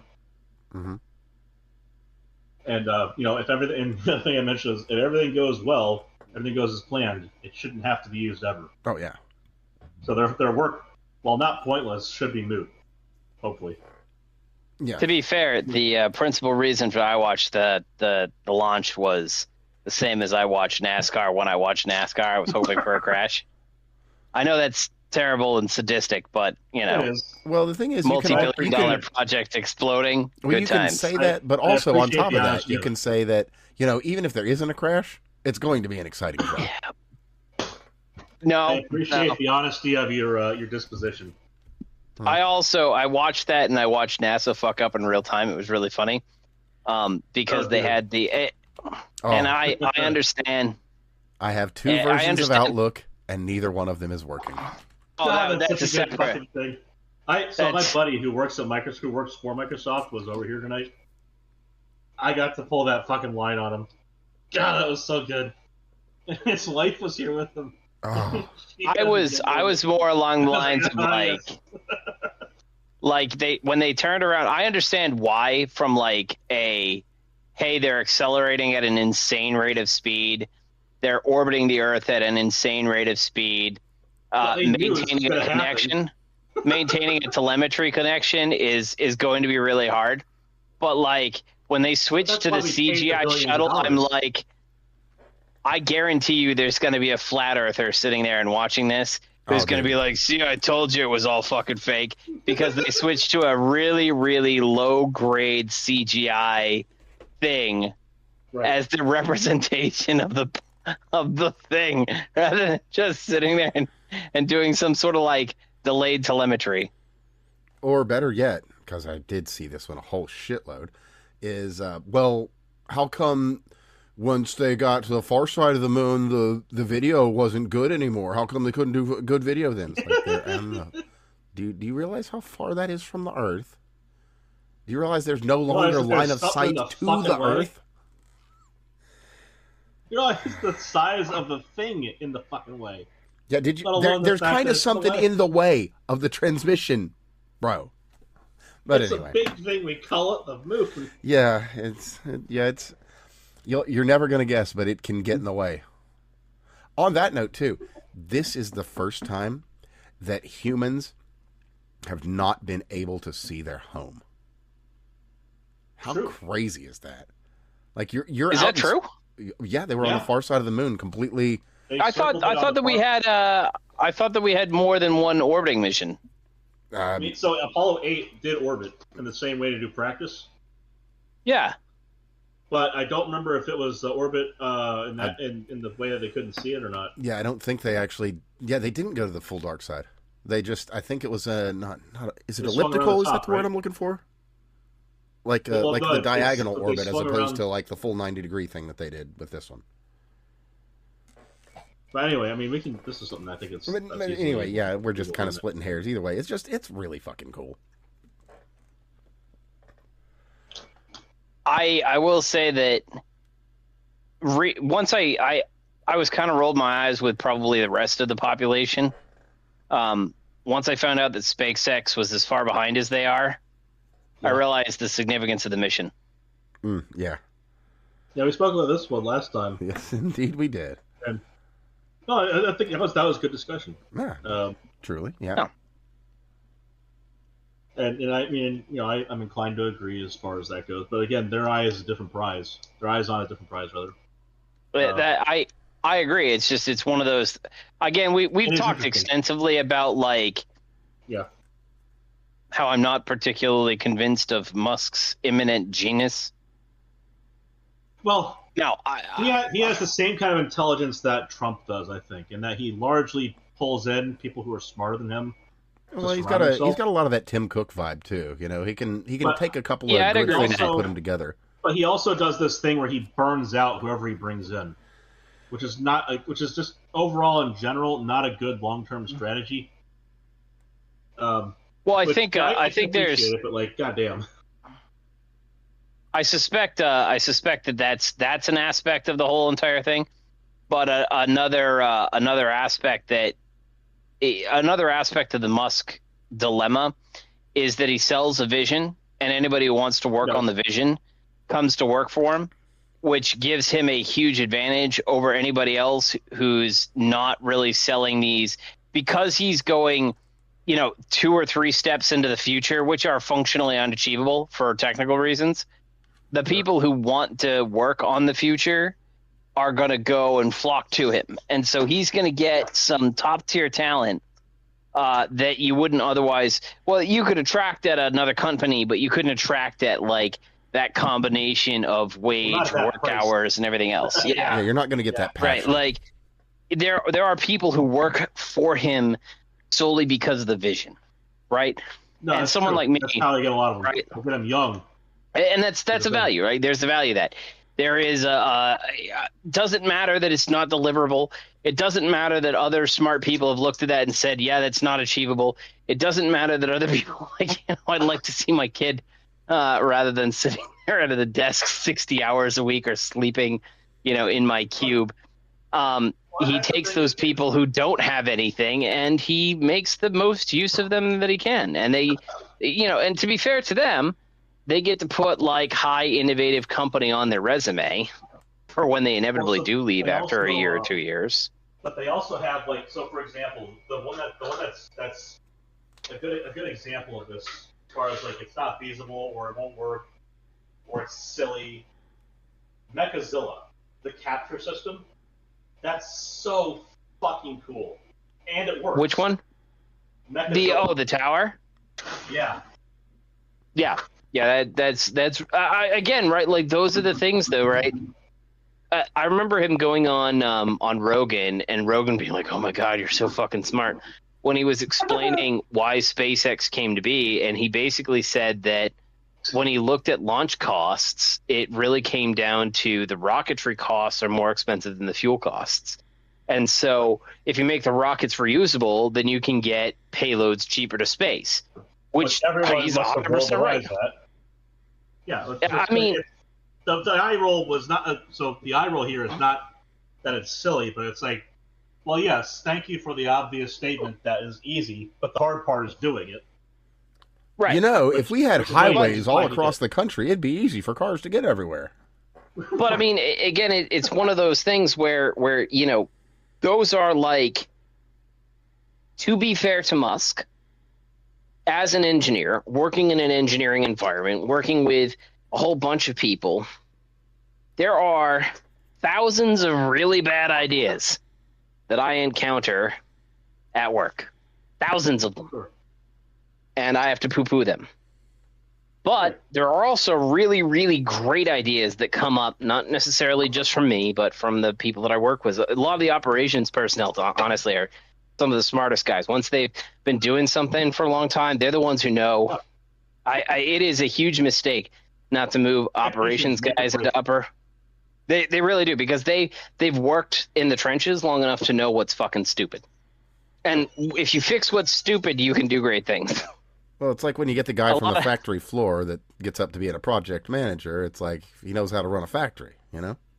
Yep. Now, that's not to say all of them do, right? It's not all of them. 100%. But if they have, if an operations guy comes to you as an engineer, and this is advice to anybody listening, if an operations guy comes to you as an engineer or as a manager or whatever, and they say, "Hey, I don't really understand why we have to do it this way. This doesn't really make a lot of sense. We should be doing it this way." Listen to what you're about to hear. And if sometimes they're wrong, actually, a lot of times they're wrong. A lot of times they're really, really wrong. They don't know. A lot of times they're wrong, and they don't know why they're wrong, and you can explain it to them. But you should still listen. You should still listen. Well, if you don't listen, you're not going to hear why they're wrong. Provide them the largest berth that you can, and literally chase down their ideas. It doesn't matter. It may be a thing that you said, you know what, I don't think this is going to work, and I don't think it's going to work because of X, Y, and Z. You should still chase it down, because sometimes you're wrong, and sometimes those guys have a great insight. And like in this case, that's kind of the level of insight that Musk brought that I think is true. This idea of, well, our fuel costs are cheap. Why aren't we making reusable rockets? He's 100% right in that analysis.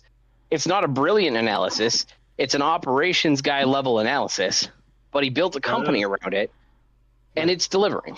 Now, that being said, it also seems I've watched some people. I don't know. The problem that you have is that there's Musk haters out there, like just people who are Democrats who just hate him because he's not a Democrat anymore. One day the Tesla stock is going to go down, and those few haters left who are still putting put options on it are going to be so happy. Yeah. Oh, Dr. Mason. But I did see one guy who basically said that he got his fundamental mechanics wrong by making a reusable rocket. It makes his dream of deep space launches unachievable, because reusable rockets, right. You have to carry you have to carry more fuel, and you have to carry more mass for the actual reusable parts. And so that means that you get less lift.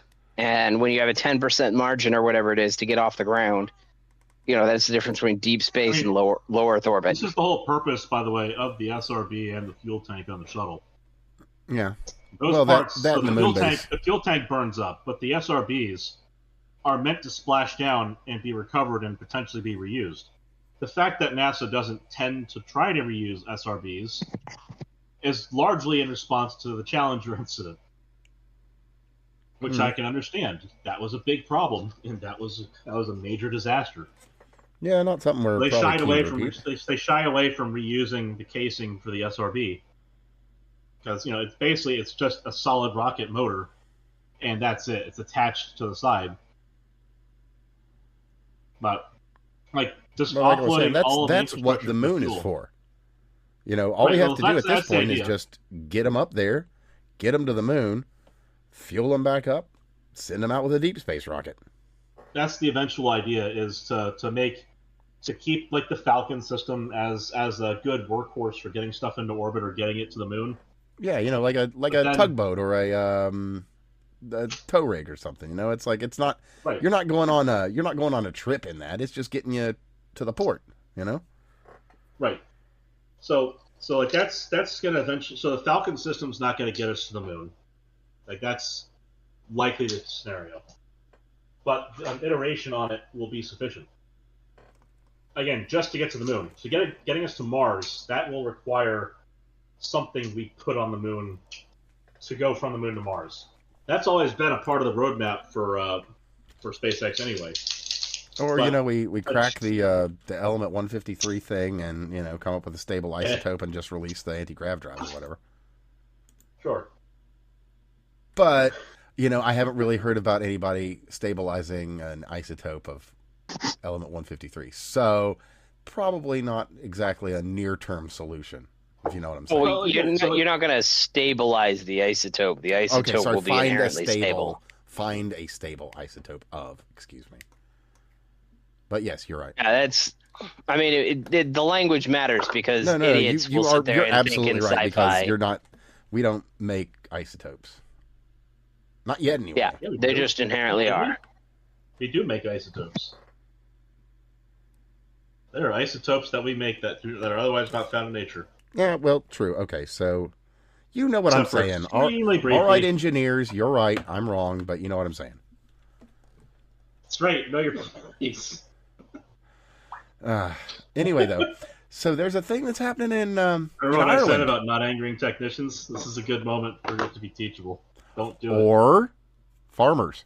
So in Or farmers. Ireland, Good point. there's an issue with the fuel, and There is. they are not happy.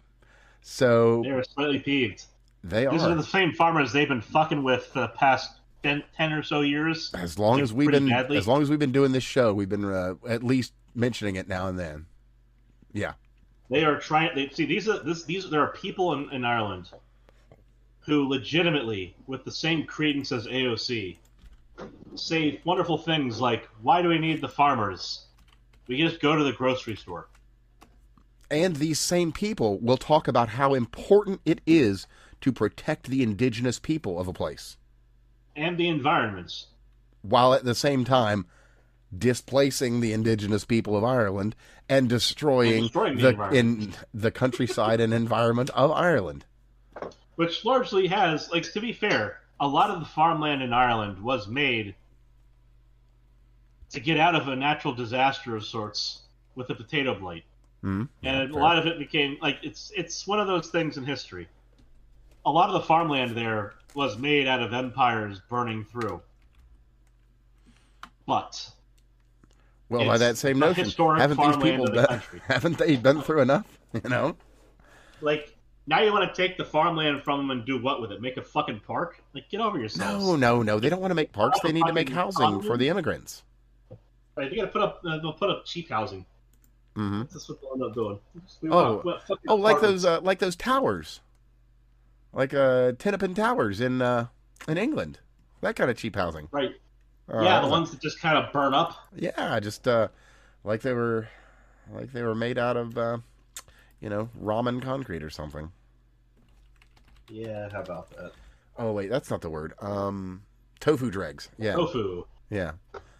So they've deployed the military. As a matter of fact, I believe just today, 3 days ago, the government was. doing a 3 days ago trucker they protest. started. Yeah. Basically, we've got something really, really akin to the Canadian trucker protest here, but a lot more widespread. And They are pissed off. And this time, they don't have half of the people. Where Canada basically had half of their people like, well, hey, we're just real polite, and we're upset at their honking the horns, they're real loud and everything. They have a very, very small portion of people that are anything other than completely behind this. Because the other thing too, there's a cool video of the guys that are like, oh wait, they're delivering Guinness. Get them through. Get them through. Get them through. Oh yeah, that's I like that part. Oh, ambulance. Bring in the get them through. beers. Get them Fuck the through. rest Get of them through. But yeah, like all the important life-saving things are making their way where they need to get to. So these people are Like doing it the beer. right way. Yeah, exactly. Ambulances, emergency services, beer, Sure, the food all trucks are able to all the get through. essentials. They're doing the right thing. I mean, the Nike truck, I'm pretty sure that one's going to have a tough time. Yeah. Well, it's the way things. I don't blame them. Foreign brands. Yeah. Yeah. I mean, I'd be slightly miffed because, America, fuck yeah. But I wouldn't be that, like, I would understand if they were blockading American brands, too, on that basis. Like, just... It's like, yeah, you get it, but natives appeal, I know it's sometimes parts of it are destructive. I know I basically just hedged that one into oblivion, but like to be fair, like sometimes this stuff is destructive, but like the point needs to be made, and it needs to actually affect change, positive change. Yep, you've you've got to let your rulers know that there's a line, and if you cross it, things are going to get ugly. Now, And which part of Ireland are we talking crossed about it. here? I mean, they kicked talking Conor EU? McGregor off the fucking ticket. That dude would be the president today of Ireland if they That's true. hadn't kicked him off of the ticket. And So, they so did. which part of Ireland are we talking about here? Are we talking about English Ireland or UK or EU Ireland? EU Ireland. Oh boy. Yeah. Good Well, times. that's Yeah, talk to your nuts, buddies. that's a rough state of affairs. On the Brexit note wasn't of such a bad idea, now was it? yeah. Boy. They don't even get a fun acronym out of it. They have Yexit or something. But speaking of exits and falls from grace, for that matter as well, the Electronic Freedom Foundation or Electronic Frontier Yeah, well, Foundation. they've been a problem for a while. I am not surprised, and I'm kind of miffed. So much overall. like the Anyway, ACLU, but unlike the ACLU, which is looking at turning a corner and kind of peeking around it every now and then, the EFF has decided that they're just going to be a bunch of faggots. And what did they go to Blue Sky or some shit? I don't even know. But so what they did was they decided that they don't like supporting X or the X, anybody who's on X, the largest community among those they serve. Among those they prostitute themselves amongst. So they decided to go to Blue Sky, which is dwarfed by everyone. Everyone else dwarfs Blue Sky.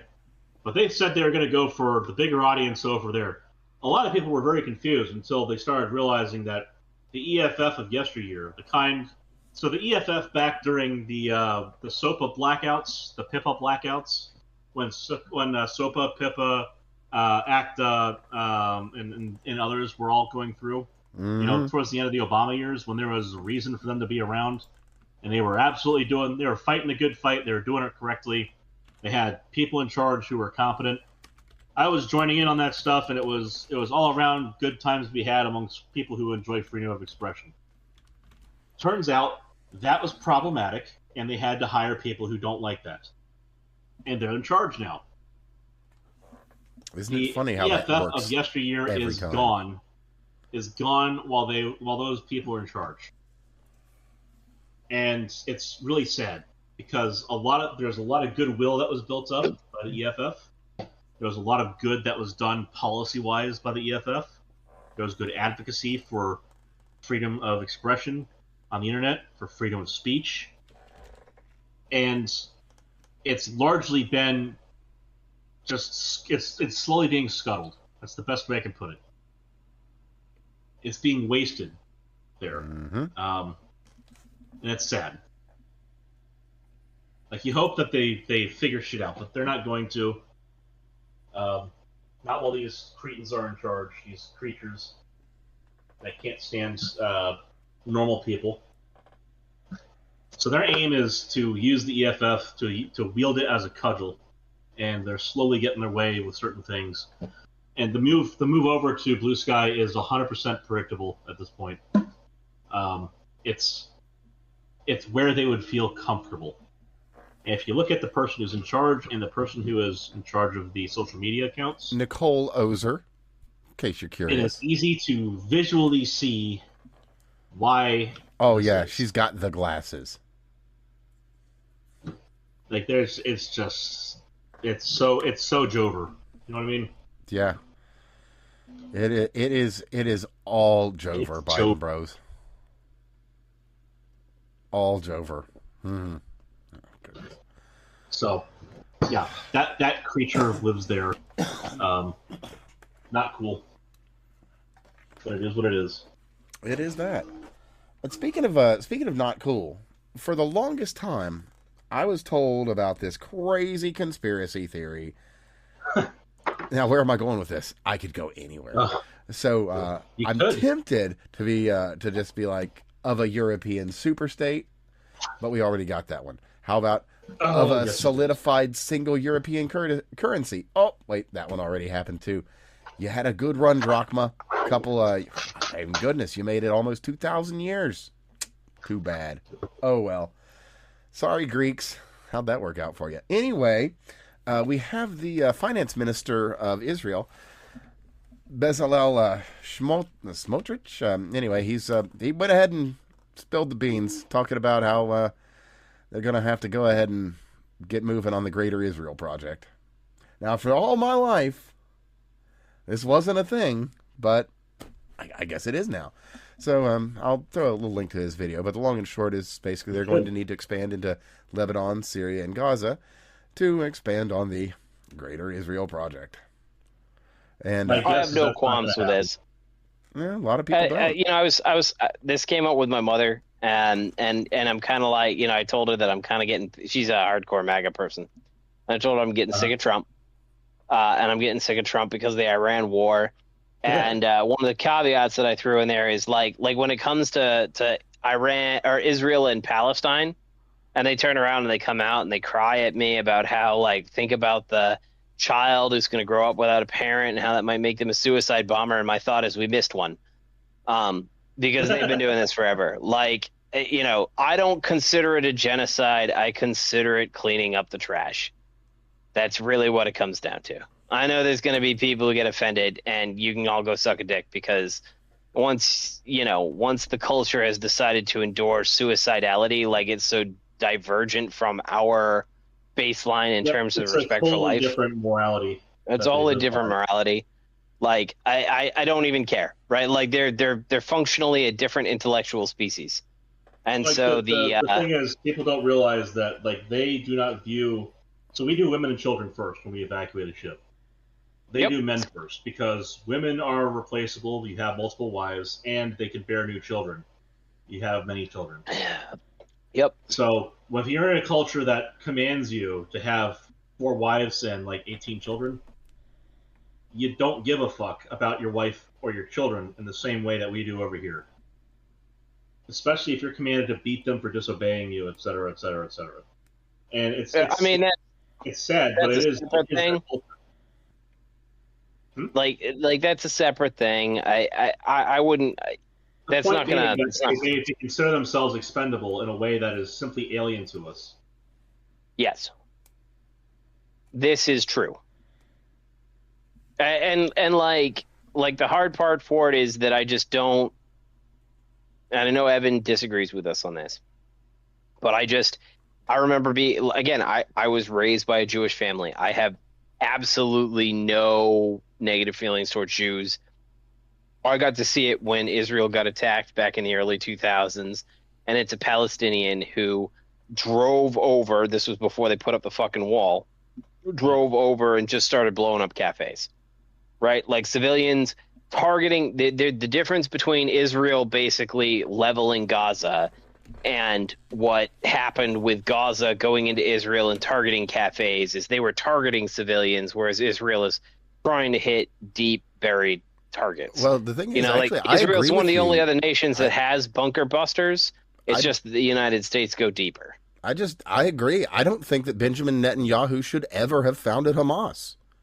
That was a really bad move. Well, and again, we talked about this one of the last times, with all of the stuff that we saw with some of the Iran war and some of the 12-day war, the idea that somehow October 7th was not some sort of, I don't want to, false flag or whatever, but it really happened. There's a bunch of terrible shit that happened. There's a bunch of terrible shit that happened, and I'm with you. I'm with you on Benjamin Netanyahu might not be the best of individuals to represent the Jewish people in Israel. I think that we can probably agree on kindly. That. Okay. But at the same time, I have absolutely zero sympathy for Palestinians and the Palestinian people. They voted for a terrorist organization. The terrorist organization holds 80% support. They didn't really have a choice in the matter, but that doesn't matter anyway. It never should have stopped being British in the first place, because that's the biggest problem. Oh, that's a separate thing. Yeah, if you want to start talking about the mistake that white people have made in not colonizing the rest of the world, that whole fucking area isn't still British. That's the biggest problem of all in that whole fucking sandpit. Sure. Yep.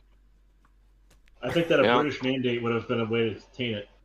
I mean, realistically, yeah, just some fucking But again, I some think that they fucking shouldn't have old left white Hong guy Kong. over there that's like, now, you quit fighting and just get along.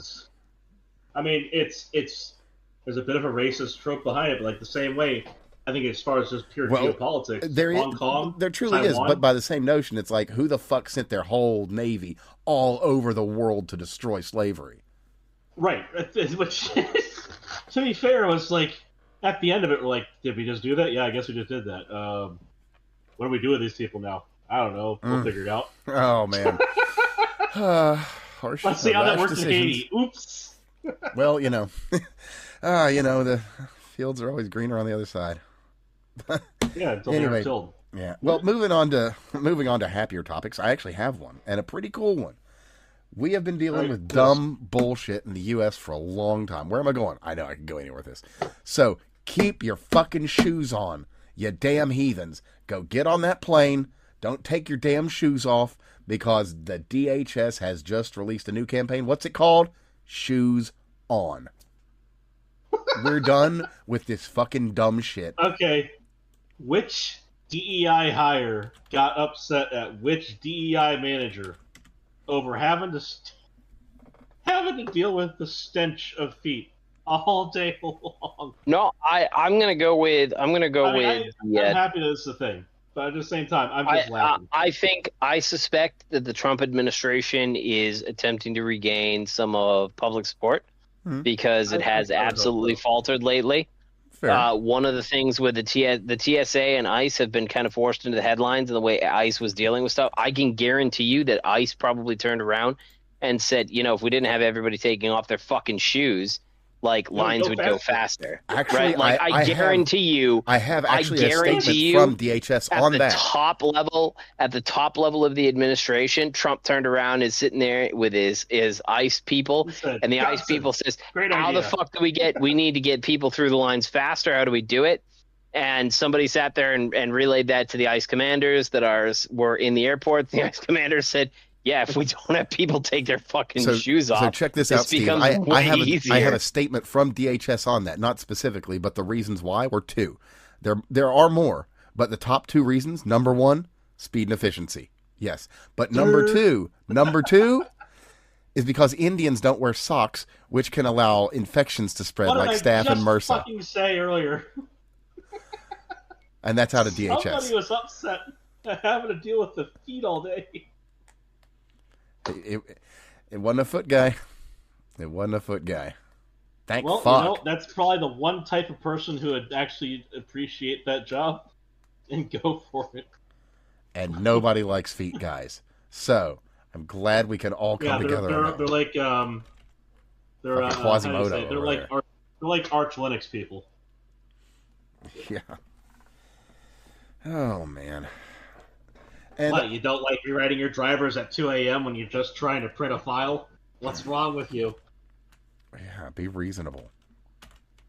So, as well, since we're on the topic of Indians and the feats, out of the Department of Justice, here we've got a release: 10 Indian nationals indicted for visa fraud conspiracy. Now we've talked about this. Now this is one of the real chintzy ones. We've talked about this a little bit, but what this one is they were doing the get robbed, now you're a victim, so now you're in the system as a victim and have to be treated differently than a regular border jumper.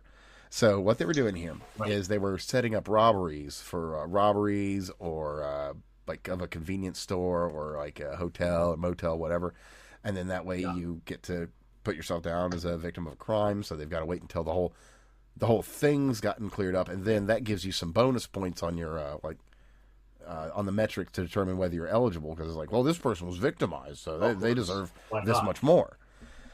And it's such ugliness, man. It's a very third world behavior. It is very much that. It's like a low trust society, third world behavior, and it's really sad. Mm-hmm. It's really annoying, and it breaks. And everything so I was just watching everyone. a video earlier today about a particular demographic and their proclivity for dealing with insurance and trying to scam the contractors out of money while rebuilding their fucking houses. Yeah. Imagine trying to scam the guy out of cash. The guy who's building your fucking house. The contractor managed to find the inspector who showed up to look at the house. The contractor told the inspector they hadn't seen a penny yet. E9s. If you know anything about insurance, that stuff is usually put out and it's held by the mortgage company and then doled out to the people who are doing the work on a case-by-case basis. Sure. So for each of the 5 inspections you do, you get paid. You get a cut for each of the inspections, but it's paid out by the company. Right. If they held the check and they didn't give it to the mortgage company, that means there's no basis. There's no way that the people who are doing the work, they don't have a way. They don't have anything to claim against in court because all they can do is say that they haven't been paid, but they're supposed to be paid by the mortgage company. The check's supposed to come from them. The mortgage company, at that point, basically just has to throw up their hands and say, "I'm sorry, but we don't have the money because they never gave it to us." Good times. So what they do is they bank on people being. So this is the low trust side of it. The high trust side of it is they will get their asses taken to court, but that is where they would rather fight it out instead of just giving them the fucking money. Well, the worst part of when these people get taken to court is like they scammed everybody out of like $100 million. And it's like, well, you scammed those people out of $100 million. You're going to have to pay $20 million in restitution.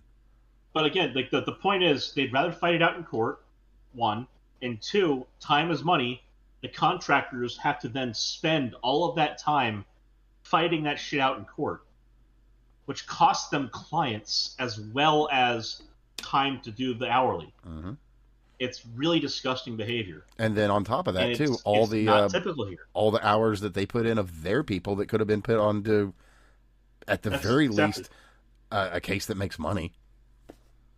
So that's the thing is, it's not all Indians, but there's a subset of them. But that third worldism is a very. I'm not following up on that. It is not that either. There are other demographics. It's not that stupid shit where it's not always them, but it is always one of them. No. So it's not always Indians. There is a subset of Indians, as much as there is a subset of the overall population. But again, if we're talking livelihood here, this is a problem, because again, this is the classic M&M's question, the one that you make fun of feminism for because it's such an inane question to ask. If 10% of M&Ms are poisoned in a bowl, do you reach in to take any? It's like, well, no, I fixed the poison problem. Yeah, funny how that works. Unfortunately, that's the engineering solution: is you fix the underlying problem instead of the problem of having to sit there and hem and haw over fucking M&Ms. But that's the trouble: is if you're in the industry and you're doing the work, you have the bowl of M&Ms in front of you, and it's tough to ask someone to reach their hand in and grab at it. It is. That's fair. And they have to do it because the client base is local. They can't just say, "Yeah, well, I'm moving to Nebraska next week because there aren't any of this rash of people who've shown up in this area over there." I mean, the best they can do is report them and start listing them. So that way there's a basis by which they can claim, "I don't want to deal with these clients because these clients specifically have screwed people over before." And that's basically the way they got to go about it. As backwards as it sounds, it's a consumer advocacy thing. They are consumers in a client market. They should be well informed. And just listing these people would be sufficient. They'll cry about it. They'll say, "Oh, it's racist, this, that, and that." It's like, no, it's not. Those Indians over there, they were willing to pay. They were first world. They were competent. They were cordial. Sorry about your Izot guy. Why can't you be and get on with the rest of society? Because this goes down to the entire question on assimilation. Oh, or it goes down to the question of why don't we have a caste system? Well, they do kind of seem. I don't think it'd be manageable in this country for starters. I'm just saying, you'd have DEI involved. So I'm gonna offer that the way I see all of this playing out, right? Like, I think the country's fucked. we need either a constitutional convention or a That part I civil agree war, with. That I don't agree with. right? Well, I mean, I'm just saying those are the only two ways to rectify this, right? Fundamentally, we need, like, I think a constitutional republic is the way to go. I think most of the Constitution's pretty great. I think a constitutional convention is critical, and we need like three things. One would You should be go Article 5 right portion- now. I think so. we need apportionment of representatives rather than this like 450 people and it's fucking distributed across the country. You should have like the number of representatives should scale directly with the population. That should be in there. We should also have the a balanced budget amendment. We need that. That's a requirement to continue. That would be helpful. That'd be very funny to watch. I gotta tell you. It would be. There'd be a lot of Congress critters crying about it. God, But a balanced budget amendment. Decades. And the balanced budget amendment should be like everybody in Congress. If you fail to pass a budget, and you fail to pass a budget with, you get like a 30-day extension at most. And if you fail to pass a full functional budget within the next 30 days, every single person in Congress is kicked out and apportioned, and then apportionment begins by the states. I like that. I like the idea of firing everyone. Yep. Because like if You get fired. 50% of you plus an extra vote. Oh, real quick on that, just because it reminded me, is that They have one job, and that's the budget. John Thune refuses to do a proper recess, so no recess appointments can be issued. What the fuck is up with this fucking guy? He should have been kicked out a long time ago. Yes. And it's well overdue. Right, that's what's wrong with him. He doesn't deserve to be there. No, not even remotely. Yeah, And, I think we need frankly, I thought constitutional that's- amendments, mandating a balanced budget, and it needs to be like actual follow through with what happens to the Congress critters, because they have one job and they failed to do it for 40 years. Right? Oh yeah. Yeah. Um, At least 40 years, and it's at really least 40 bad. years. It's really bad. And we need a balanced budget amendment. We haven't had And, a competent Congress since the Congress that took us off the gold standard, Probably, yeah. and possibly a few before that. Like So- if so that's, that is such a marker in our history. Like that's such a negative thing that happened to us. So we need balanced budget. We need Congress. We need Congress apportionment needs to be tied to the actual population numbers. So Congress needs to perpetually increase as seats increase. We need a Doesn't count resolution. illegals. Doesn't count illegals. Only That's counts another- citizens.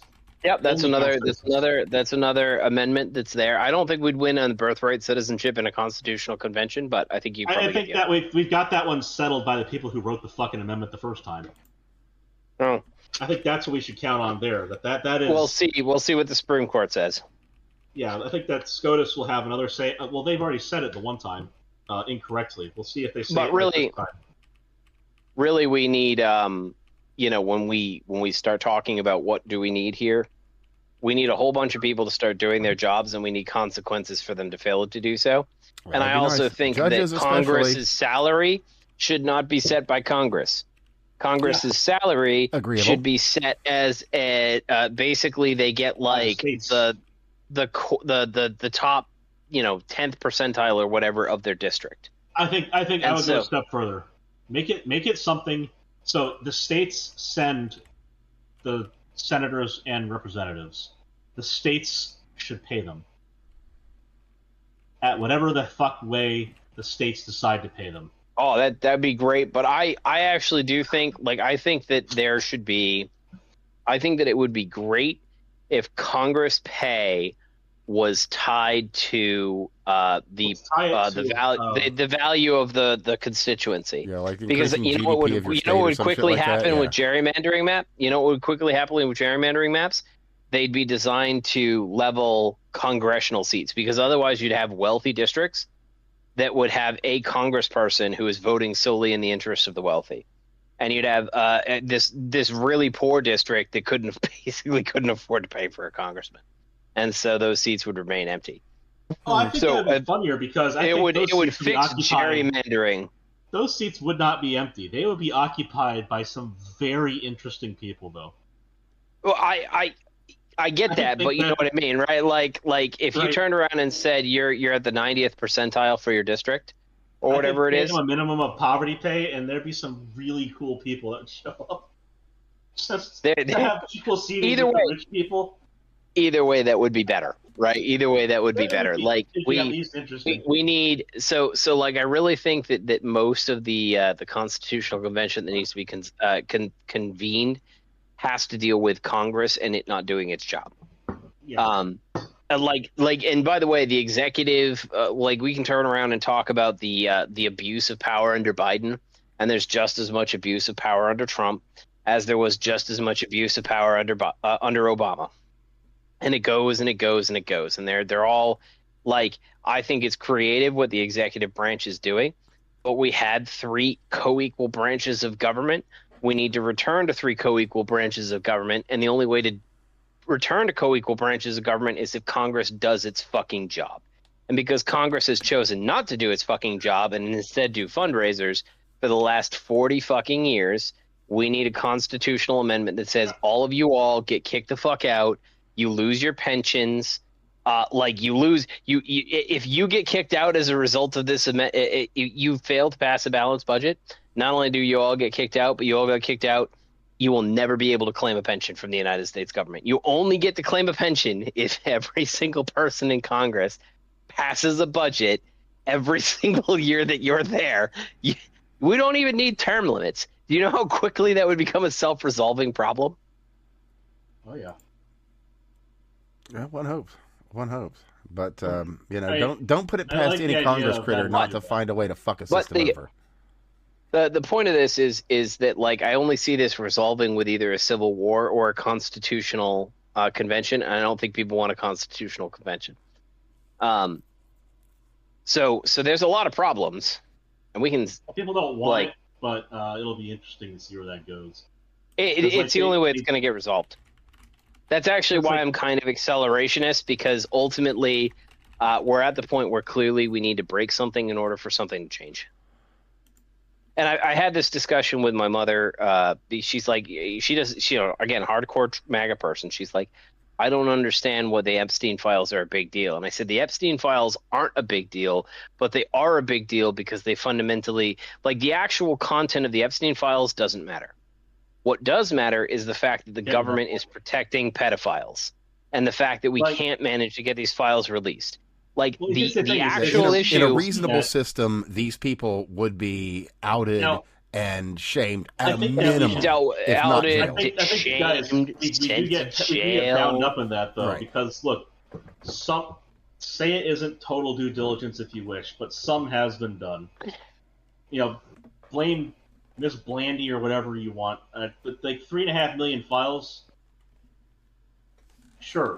Of the theoretical possible 7 million or what have you, fine, I get that part. But yes, I agree with the fundamental issue there being there's the protection of pedophiles. But the fact we've gotten even a minimum of transparency here is good.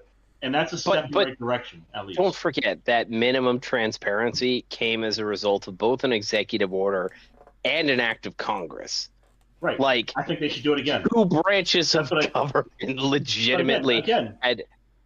This should have been, if the executive branch had issued an executive order, it should have happened at the executive order.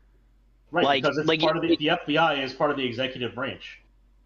It should have been an internal process and done, but it wasn't. So this all indicates a constitutional crisis, and that's what I told my mother. I think just like I said, we got 3.5 million documents done. Sure, it took extraordinary effort. I think that can be repeated.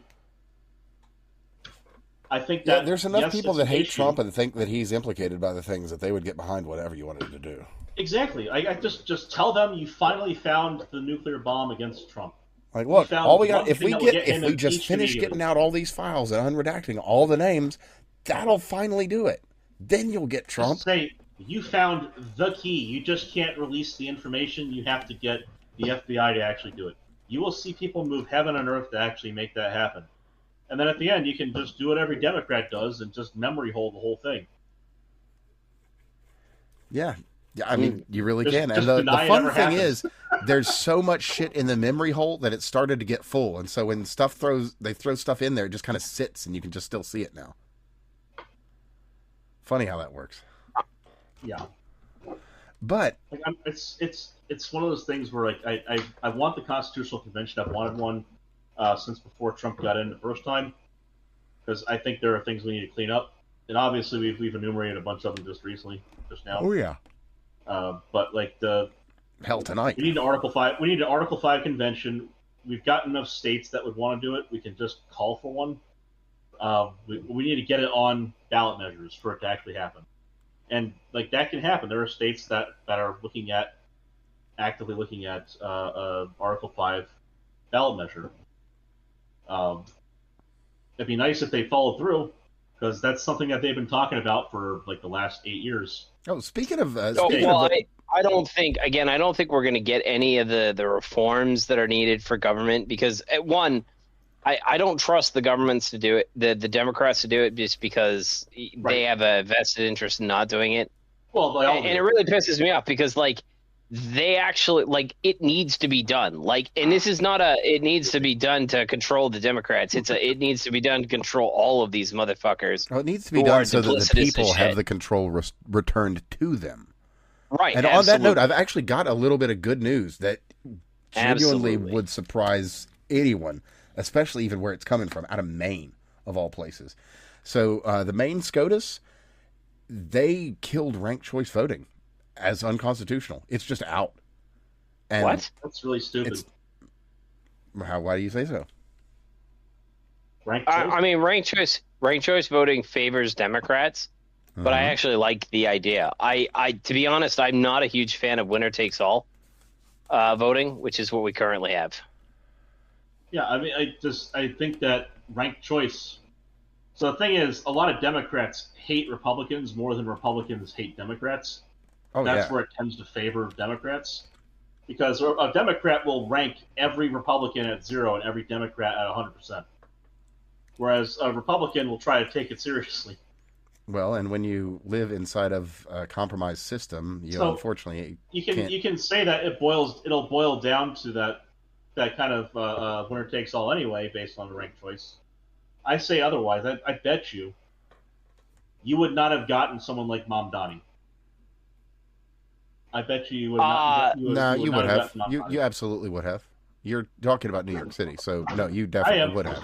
I'm thinking you probably would have gotten someone more like Cuomo. Yeah, no, in a real place with laws and rules, again, sure, that'd be different. But again, we're talking about New York City. It's not a real place. You're missing the key thing here.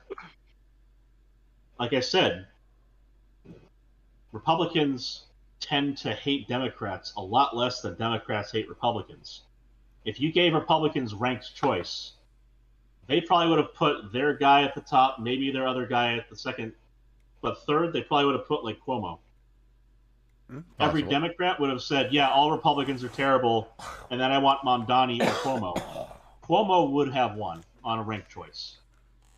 Maybe, but to be honest, again, but probably not. I think Mamdani would have won because that fucking answer when they turned around and said, "Are you going to go visit Israel?" Mamdani won the answer to that question.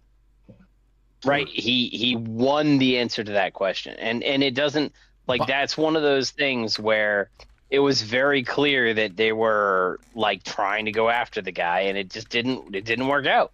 Well, on that same note, it could very well be that Dan Blazarian ends up doing really well because of his hardcore takes. And that would be fucking wild. Because he has gone hard anti-Israel. Of course he has. He's a fucking Armenian. Nonetheless. I say that, look, here's the funny thing. This is a guy who says every Jew is a fucking dual citizen. He's a literal dual citizen with Armenia as of 2018. I just point out. Doesn't surprise me. Nothing surprises me with people that are running in politics. He is a hypocrite and a ridiculous person. And it'll be interesting to see where he goes. Speaking of ridiculous hypocritical people, I have a great update. No, hold on. Just we gotta finish on this. I got one more point to make there. Go on. I've got really good news after this though. Excellent. So, Blazarian is also a resident of Nevada, not Florida. He cannot. The same reason that Fishbach cannot be in charge here, because he lacks the residency requirement. Blazarian has the same problem. He's not going to be able to primary Randy Fine. Oh, well, there you go. He's a Nevada resident. He cannot get residency in Florida in time to be able to be on the ticket. Yeah, fair. Good luck to him. I mean, look, go for it, man. Get your 1% of the vote. Don't care. At the same time, when he starts crying about it at the end, it's going to be entirely due to his own stupid actions. So, good news. Hit us. Yes, the good news. Does the name Hannah Dugan ring a bell? It should be vaguely familiar, but do you know why? Very vaguely. Well, she's a federal judge. Oh, she is. At the Milwaukee... Well, not federal. Sorry, she's a Milwaukee County circuit judge. And she opened her chamber doors to allow a certain illegal to pass on through and walk on out. Well, her appeal has been denied. She's staying in jail. Ooh. Sorry, bitch. You fucked up, you lose. So speaking of tracking judges, somebody has come up with a new project. Go on. Because we have the technology. We are at the correct time in history. We have all the information necessary through public APIs. Someone has decided to start tracking judges and the people they release and recidivism, etc. Yes, I'm certain you've seen this somewhere on X recently as well. I actually haven't. I follow kind of too much to catch all these, so I don't know where the fuck it would be in my timeline, but I know I reposted it. Okay, well I'll take a quick look. So good luck. But yeah, like so someone has started looking like the idea is, and I believe they've started relatively small, like Nevada area, but they're looking at there's relatively complete data from like 2004. Like that data set is more or less closed as an ongoing update. So they're starting with 2024. They're gonna look at probably start looking into 2025 and 2026. Thereafter, like for real time updates, but historical updates they'll be able to do to a certain degree. And they're looking at courtwatch.us. Right. I've got it here. I'll throw a link in for everybody down below. So just give that a look and give that a watch. Give it a bookmark. They want to see has any of these know your judges, hold them accountable. Man, that is a good tagline right on the front page. I like it. So the goal here is not to use it as a basis for like removing judges so much as it is to make sure that they can't go anywhere without people recognizing that they let a bunch of monsters out. So it's more of a social ostracization kind of thing, which you can see how that doesn't hit as solid as we're going to get them. No, so I actually disagree. I think social. So I'll give an example. I think I brought this up a long time ago, but when I was in college, I transferred schools to be with my wife. Right? Didn't really have a plan to do so, or didn't really have a plan because it's fucking college. But I went in. And I was in an environmental water resources class. It was kind of a fun elective for me. Go out, paddle in the backwoods, that kind of stuff. Right. One of the guys was apparently like really wanted to be with my wife, and she rejected him. And so we had a lab project, me, him, and one of my friends to this day. And I remember my friend to this day sent me something saying, "Hey, Steve, you're a bit late on the lab report. We only have 2 days to submit the data. Can you finish your analysis, please?" Right? And he sent me that email. Something like that. Short, sweet, to the point. Right. The other guy launched a 2-page tirade about like how much of an asshole I am for not sending the data in whatever timely fashion it was. Now again, right, like to me, I'm a smart guy. It takes me no time to do this kind of analysis. This is not a hard thing to do. It's like it's not even it's a table or 2 tables in the lab report, but it requires like 6 hours of work on my end. It's not even like, and it would require 12 hours of work from somebody else. Sure. Not even a big deal, right? Happens all the time to those of us who are engineers. But this guy launched into like a page-long or 2-page-long tirade that started with how much of an asshole I was for not submitting the data, and ended with how I didn't deserve the woman that I was dating, and like a whole bunch of other stuff. And I sat there and I thought about, like, what do I do with these 2 emails, right? One is a very professional, like, this is how you communicate. Hey, you're running a little bit late as where the analysis is. I want to put this report together as a group project. And the other guy did that. So I went to the professor and I said, can I borrow the projector for the class? And the professor said, why? And I said, because I need to have a demonstration in this class about appropriate communication in a group setting. And the professor said, why? What happened? And I said, I don't think you really want to know about that. I think I should present it to the class. And so I turned around and I broadcast email number 1. And I sat there and said, you know what? I said publicly in front of the class that he was absolutely right. I was waiting till kind of the last minute. It was like 2 days before the report was due. I probably should have submitted it earlier. I didn't think it was a big deal. I have the software to do this.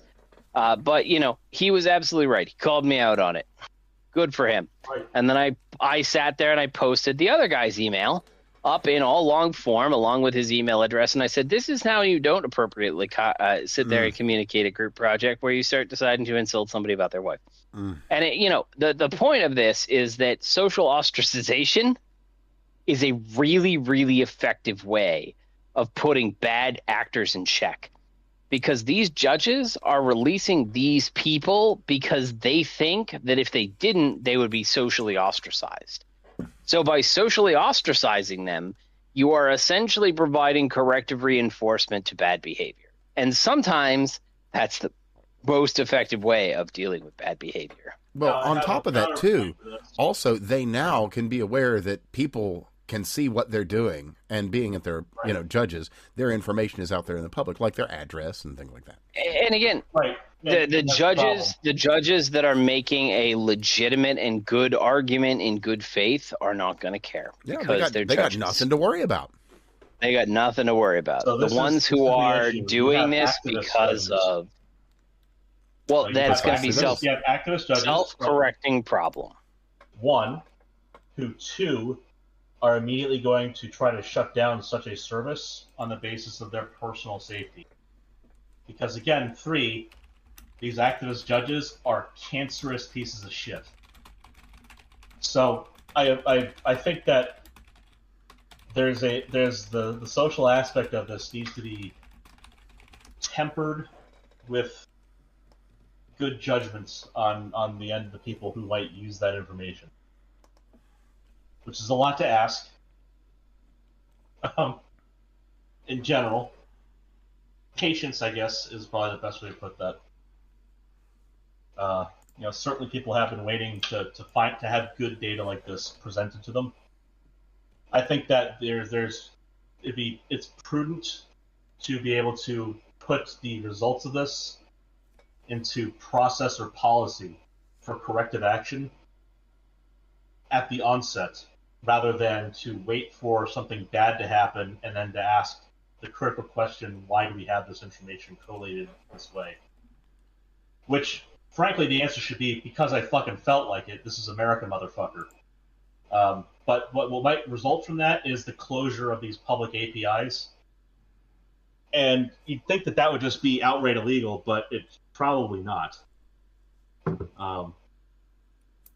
It's possible that these APIs are there for the convenience of lawyers more than they are for a constitutional reason. So on that basis alone, the rescinding of those APIs might be something you could call into question in court as unconstitutional. But the presence of them in the first place might be somewhat chilled by some sort of outburst by the public. So I'm wary of that, but at the same time, I think that it'd be amazing if this kind of info was plastered everywhere. My experience 100% has been that social ostracization. I'm a big fan, like, again, when it comes to, I'm not a huge fan of the justice system. I'm not a fan of prisons. Especially, there are people who need to go to jail, like 100%. Right. Their brains are fried. They do not belong in polite society, and They can the go to nicest, CCOT. kindest thing that we can do is that I'm a huge fan of sending anybody who's got a prison term that is longer than 5 years to CCOT. like we should. I think like on the other end Actually- of that, I would say like if it's longer than 20 years. But yeah, basically, like, Nah. 'cause we can fly them back here. We could quibble. We could quibble as to what the Let's say extent it's of 5 time. years, though.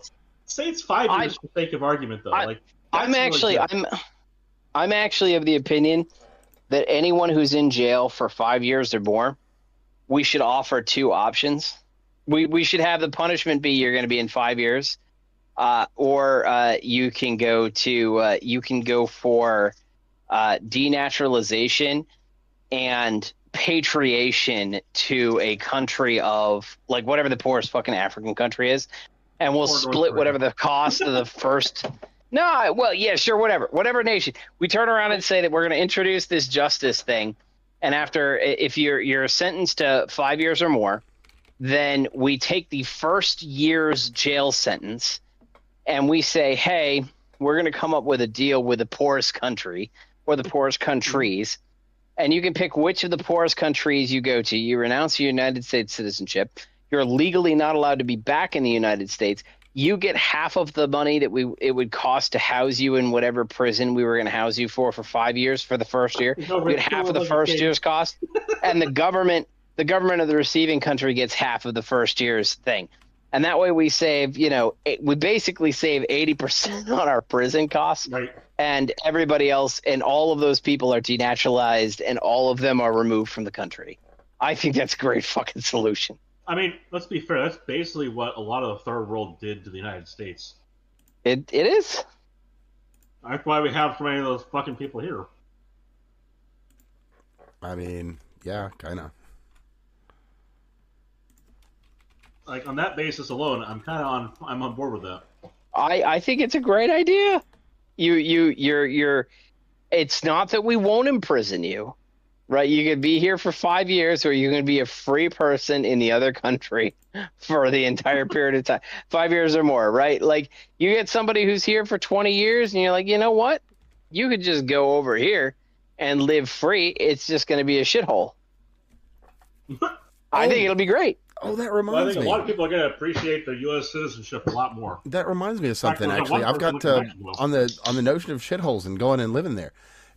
We've got a friend actually who's come to our aid. The Democratic Republic of Congo. They've they're all on board. They're all in. They're like, hey, you got some people that you don't have a place they can go? Send them here. We got you. Ooh, I bet they can go work in the mines. Yeah. Well, hey, good. Good manual labor. Build a strong back. I mean, look, it'd be better to have the big, brawny murderers go and work in the cobalt mines than the little kids. Well, I guarantee you, if you turn around and you said you offered whatever the cost is for prison, right? And you said, hey, you're going to get this as a setup lump sum payment, and you can go to the poorest country wherever. Technically, that'd be a great friggin' status of living for them in those poor countries. Sure would. Like if we're being honest about it, that would be a great way to go. $30,000 a year, about $30,000 a year to house a prisoner. Yeah.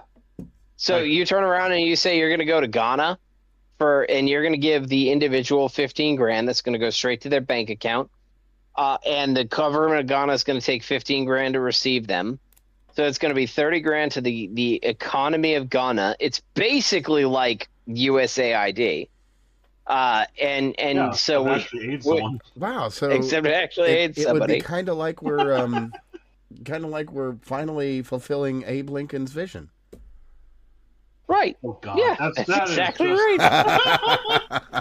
That is, that was Liberia, you asshole. I Yeah, didn't we can say turn around and send them to specifically, Liberia. just his vision. It's a dream. A dream Look, doesn't necessarily listen, come from there's a large number of people God. who think that. I also think the same thing's true for reparations. We should offer $50,000 to anybody, and they get. If you feel that you are in need of reparations for the slavery experience, then we will repatriate you to Africa. Well, we'll sell you back. I am okay with that, but only if they can show that they themselves have been enslaved in America. I am really anybody who wants to come and take reparations and go to Africa. I'm okay with sitting there and sending them back to Africa. If you said, "Hey, it costs us $50,000 and we send you there," it's going to cost us less for all of the people on welfare. Will look at that as a giant fucking check, and all of them will be gone, and it will cost us less money. Buy a two-way ticket with it. They're going to buy a house there, and then they're just going to come back and do it again. I saw somebody, they're not. There was a person It'd be nice, who went over. There's a person who went over to live in Nigeria, and she was so certain that she was going to love it there. And she said, she loves the people, she loves the culture. Right, and that's why she can't stand having to negotiate for everything, being constantly scammed, having rolling blackouts if power is ever on. I understand. She moved herself over there for the cheap living, and then she found out just how horrible it is and decided to come back. Right, but if you turn around and you say, "Hey, I'm going to give reparations in exchange for repatriation," you renounce your United States citizenship and you go over there. You see, here's we'll get the Wakanda. Well, here's Wakanda will rise again. One of the funny things that came out of all the reparations nonsense was the African nations that were demanding of the EU and the United States reparations. Motherfucker. If anything, the people demanding reparations from us here, we should be assisting them in directing that request to the African nations who sold them. Because they're the ones, like, there are people in the past here who owned them. We fixed that problem here. The problem that still exists is over there. Like, we did reparations here already once. We actually tried it a couple times. The people who should be paying for it are over there, the ones who got the money and enriched themselves off of selling these people in the first place. I don't care how poor they are now. That doesn't matter. It's the principle of the thing. And I think, frankly, that would be one of the single most smugly fulfilling things you could do as a country, just to point a previously enslaved population back to the people who sold them and say, them. It's very cynical. And I agree that it's cynical. It's quite cynical. That's why you get $50,000 and you leave the country never to be allowed back in.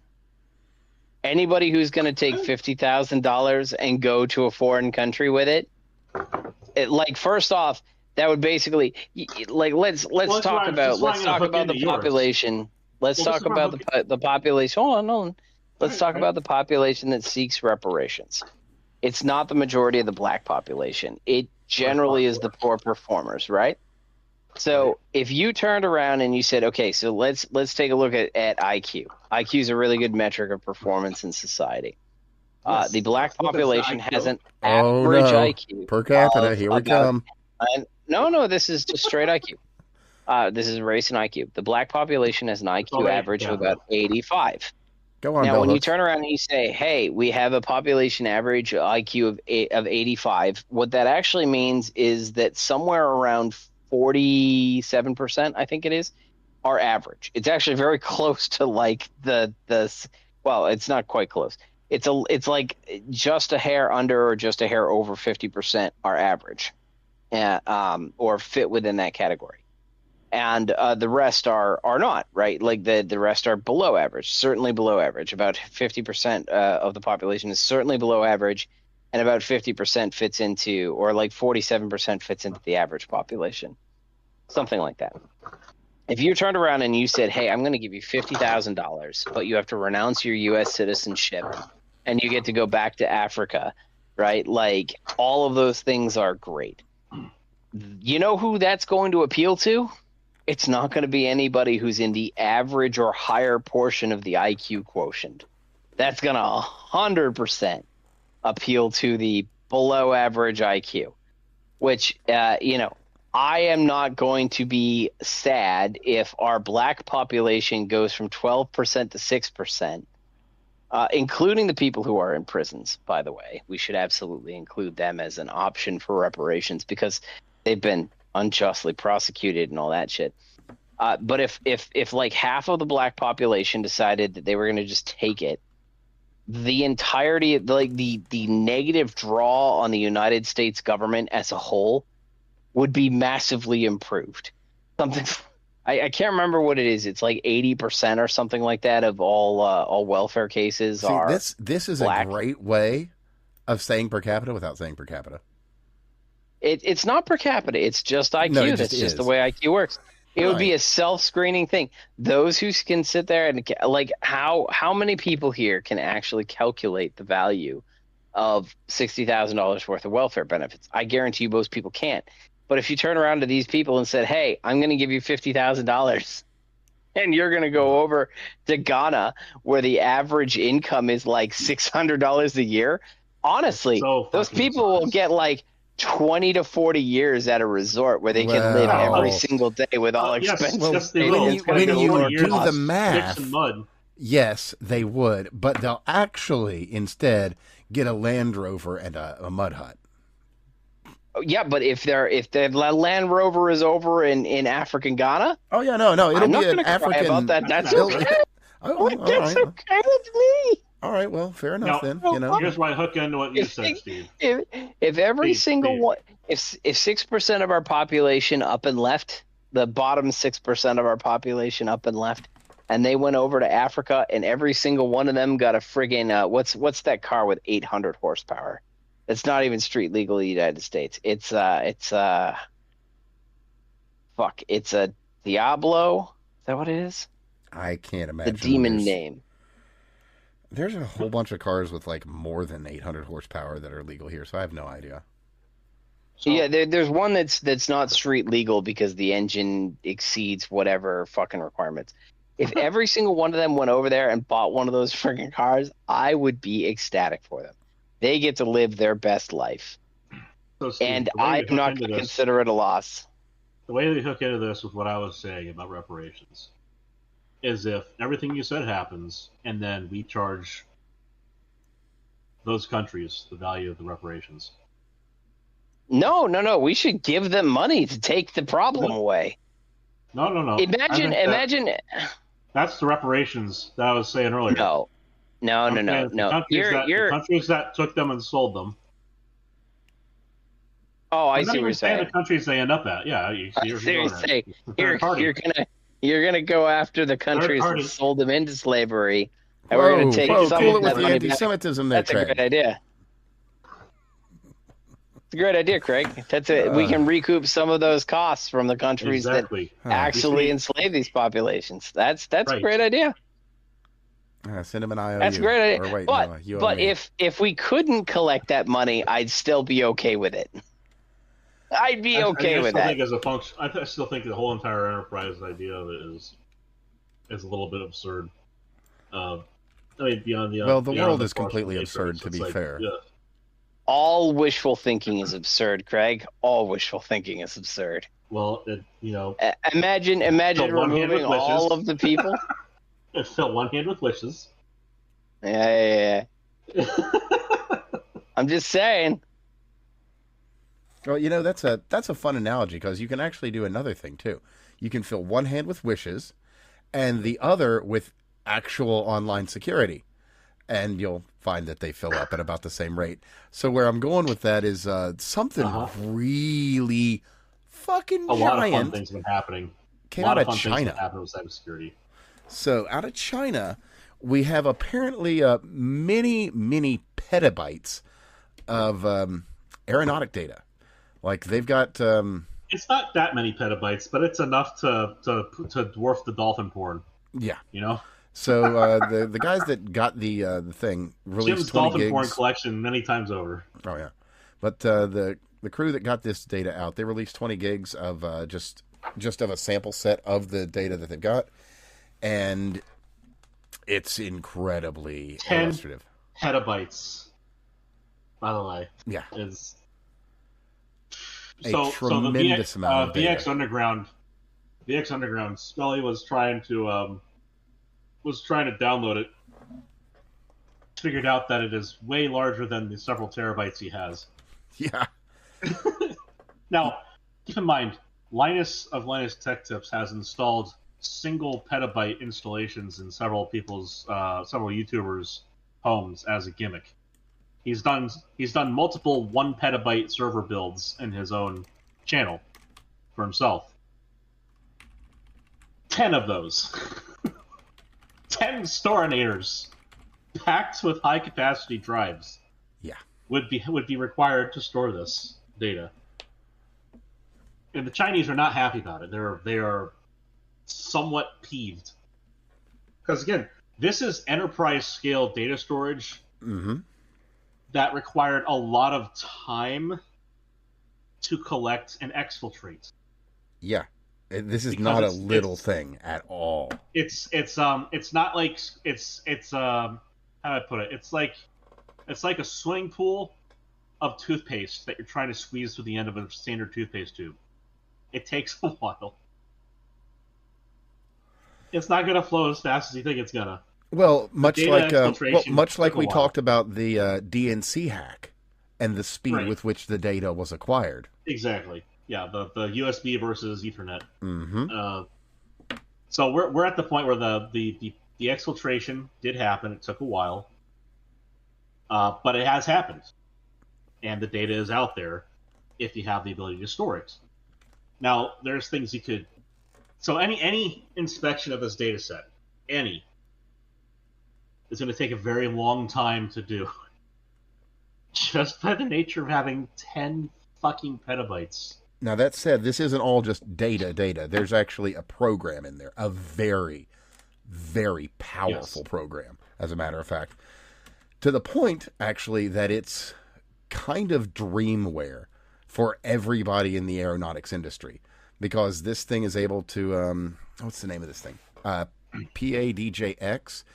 Basically, it streamlines the entirety of the aerodynamic design process for anything, even at like hypersonic speeds, because it's able to do these calculations. And it's like they've got this tool. So it's not doing calculations so much as it's taking data that's collected and fitting to it.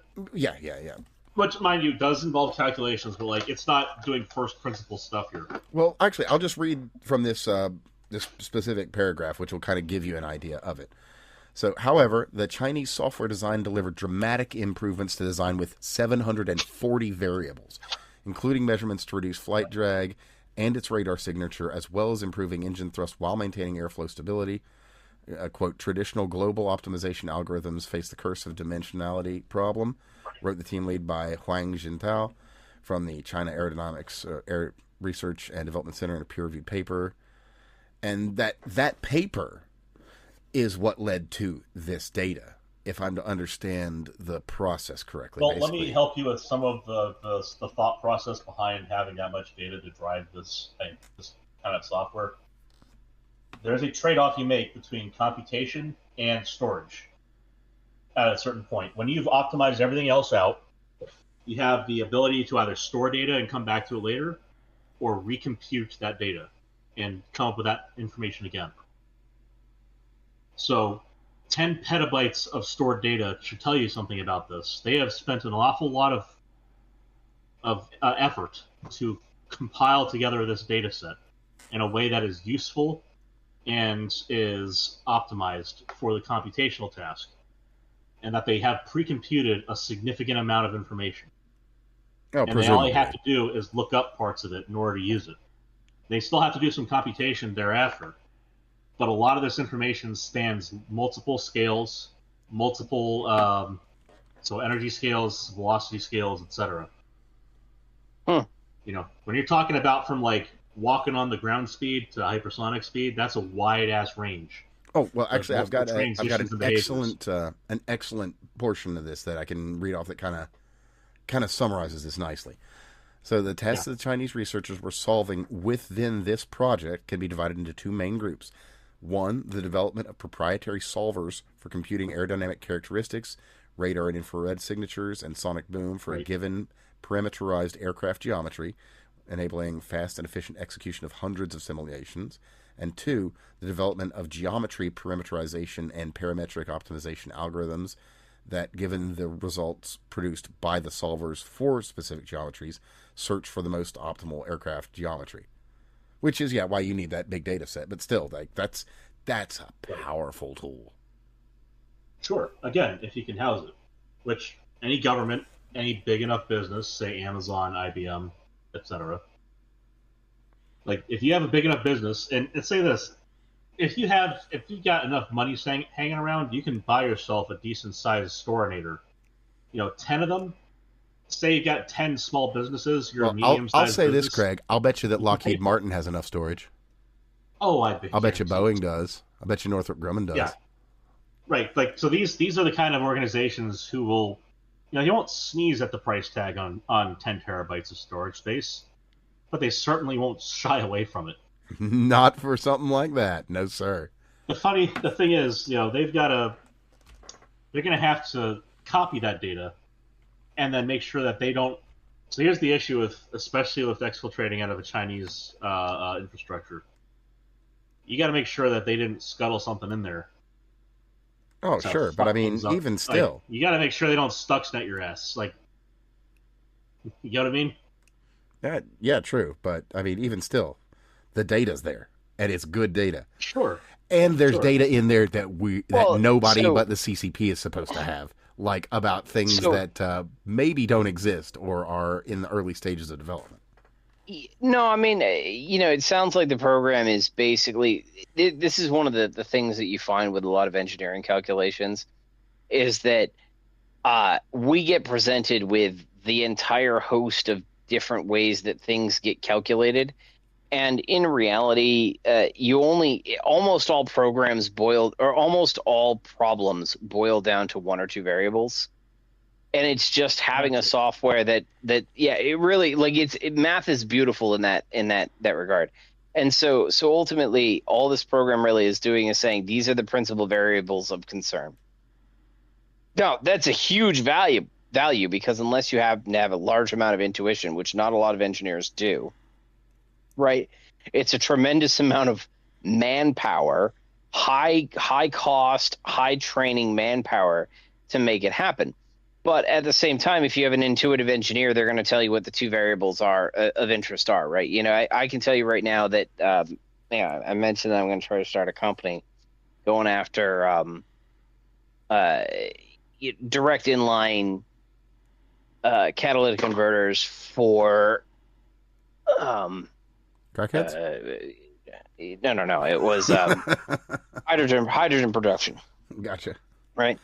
The idea would be to have fuel. You just take gas, and if you had an inline reformer, a steam reformer, doing all of the steam reformer stuff between the fuel cell and the steam reformer, you should have a feedback loop that results in you being able to get basically 80% of the energy out of the fuel, and then the fuel cells have a higher efficiency, so it's like ends up being like, almost a 15% of performance improvement over ICE engines. That's like what the rough math comes out to be. Now, whether or not that'd be the final product, but I can tell you that if you turn around over Unity ICE engine, come on, man, I expected more of you. In any case, the point of the project is that, like, if you turn around and you start talking to most people aren't going to have an idea of how to put this together. If I turn around and I say, hey, how am I going to sit there and make a steam reformer that does this? Well, it really comes down to path length, right? That's the actual variable that matters. Everything else associated with my design is about increasing the path length of transit for the syngas components to go produce the reaction that I want. And, most people are going to, every single time I look at any of the literature on steam reformers, even though people acknowledge there's a desire for these smaller, simplistic inline steam reformers, all of them are talking about, well, how do we do this with a packing material? And the answer is that you can't design it with packing material. So something like this program is basically shortcutting that intuition that comes from higher functioning engineers, and saying, hey, these are the actual variables of interest. This is what you need to know in order to calculate whatever the value is. it's a valuable thing. It's a real valuable thing. Well, But I mean, you can take a it's not designer and as make them almost an engineer in that case. right. Well, not quite. You're going to still want You know engineers what to I'm saying, operate though. the program, I'm being gross with my but terms, but you know what I it's mean. the difference. It's the difference between turning around and being able to take a junior engineer and have them do senior engineer work, and requiring a senior engineer for everything that you do. Hmm. Oh, but just as a side note on that, the one of the interesting placeholder pieces in there is one of the basically it looks like Starscream from the last Transformers thing, and it might be a potential design exercise. Although realistically, it's probably just an aerodynamics exercise for the thing because it's got the weird wings and the weird rear tail and all that. So who knows? But then again, you know, I wouldn't put anything past Shi and his people to do something wild like do an FSW craft. So they got good I computers. don't.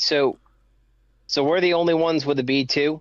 There is a huge desire to have something kind of like a B2. They keep But putting out those fucking those pictures every so often, the renderings of it in red. yeah, but they never have. They never have anything actually there.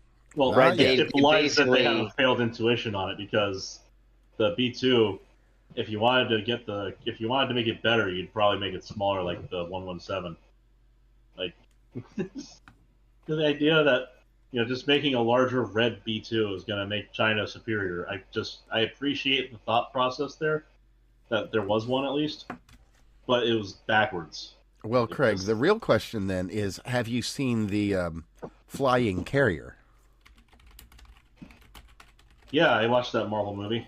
No. I mean, really. Uh-huh. So that's No, a no. I expect them to have all this kind of dumb shit. So you haven't heard. You throw it out the wall and you see what sticks. And that's tough.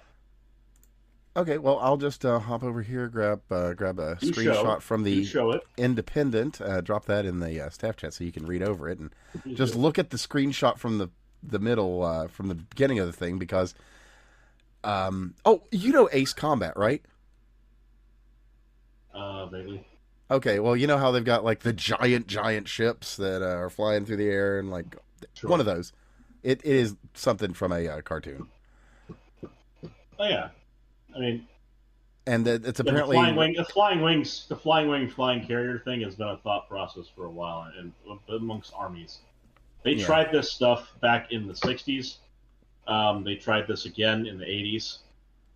It was was ahead of its time in the '80s, and they thought, well, so the flying wing version of a carrier is a thing that's been around as a thought. Well, it's one of the funny things about this. Hold on. Is it Simon Whistler? It's this shot right here where they had at 56 seconds. Where they've got this let's see, can I full screen? Oh, there we can. They've got this fucking. Okay, all right. Yeah, no, it's something from a cartoon or something. Yeah, I'm just gonna screen cap this because it's the structures behind the plane that are so much funnier. Yeah, it's not the most aerodynamic thing in the world either. But funny thing about this is Simon Whistler, by the way, is the guy I was trying to think of that does the. Here you go, Steve. You're gonna appreciate this too. Just look at the shape of the stuff behind it. Yeah. They may as well be on Venus, even that or a Star Wars planet. Oh, totally. It's just. Look at this. Yeah, no, it looks like it belongs to Star Wars. It's not aerodynamic. It's this floating city fantasy stuff. That's just, pretty much. But it's fun. It's video game shit. It is totally it's video game shit. Actually, no, like look at all the Iranian video that came out. Like first they had actual video games, and then they got a hold of some of those cheap Chinese free models to make 10-second videos. And they had that one with the B-2 bomber, that they were claiming, or their big B-2 bomber that was simultaneously had its wheels going under the highway when the thing disappeared above it. Like it's just on that level. Oh yeah, totally. It's kind of ridiculous, but I mean, we're on the topic, I might as well mention it. But what I wanted to say about this is actually, I think it's a Mega Projects video, actually by Simon Whistler, or on one of his channels. Sure. That I happened to see this thing where they went into it. It's like I like the one, the one they have a fucking force field with the plane departing. Hold on. oh, you know it, man. You know it. They're the cutting edge. It'll carry 88 unmanned stealth Ching-Chong fighter jets. It's just got this thing. Yep. Look at this. Look at this bay door it has, made out of light. They have a blue light force field. This is shit that's taken directly out of American fantasy. Like that is a Star Wars launch bay. Not true. Now, it is funny though that you should mention that they have a doorway made of light, because I almost forgot about this story I've been wanting to cover that recently came out. So, some Italians made light into a solid, sort of. Sort of. Yeah. So they trapped light and made now, this has been done several times in history already. True, but differently in different ways. Yeah, but this is interesting. It's very interesting, as a matter of fact, to the point where I might could someday get me a light sword, and I am down. So that's the part where I said someday. I didn't say tomorrow. Jeez, dude. Anyway.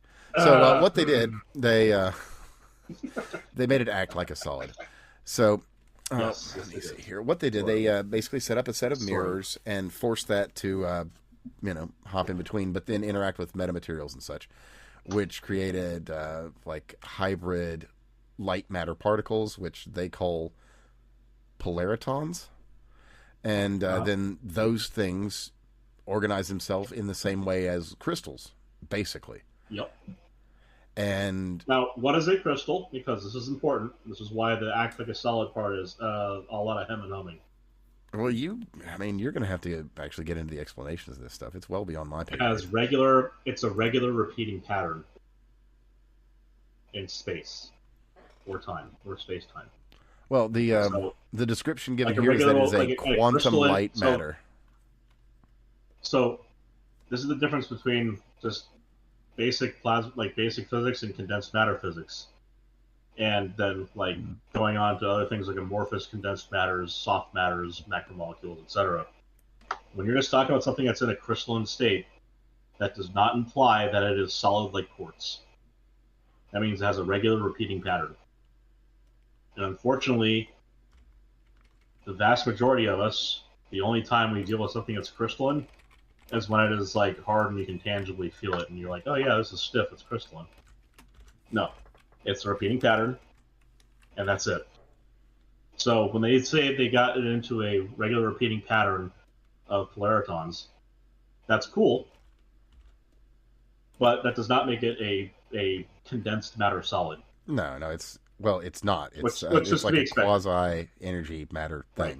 Nonetheless, it's very cool. And kind of a new form of matter that we don't not really, but you're right. It is indeed. It kind of is, kind of isn't, but either way, I would say it is a new form of matter.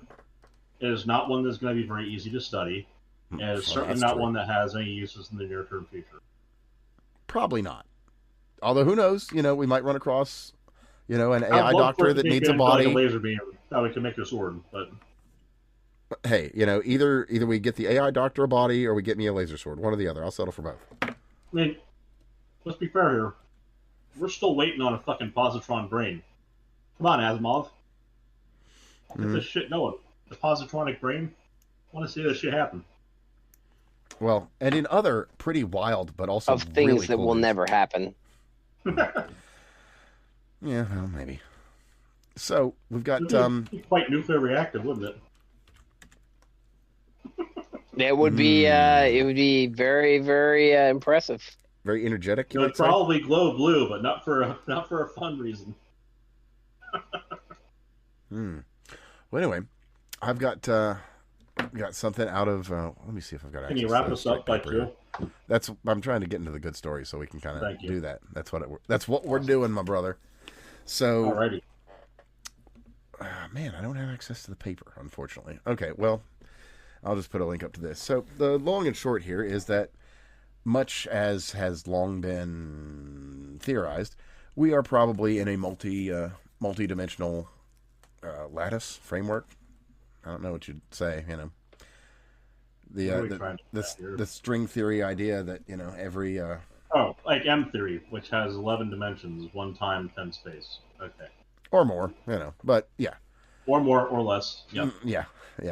So let me see if there's not a whole lot of data given on this, unfortunately, and I'd like to find the paper itself. So we'll just have to settle for this. But the long and the short is, basically, as our science is getting better, we've got some more tentative evidence that we probably live in this multidimensional lattice or framework, as it were. Just to preface this for you, in a way that will help really with that discussion on it. That's kind of interesting. One of the major flaws of one of the major failings of string theory in general is that of testable predictions. Yes. Oh yeah. That's a separate problem. That's what I was. Yeah. That was so. So when you say there's evidence of this being the case, it's like, well, is it separable again, from evidence? Evidence is different than theoretical physics, right? So if we have evidence, so I'm interested in what Evan has to say, because fundamentally evidence is different than that.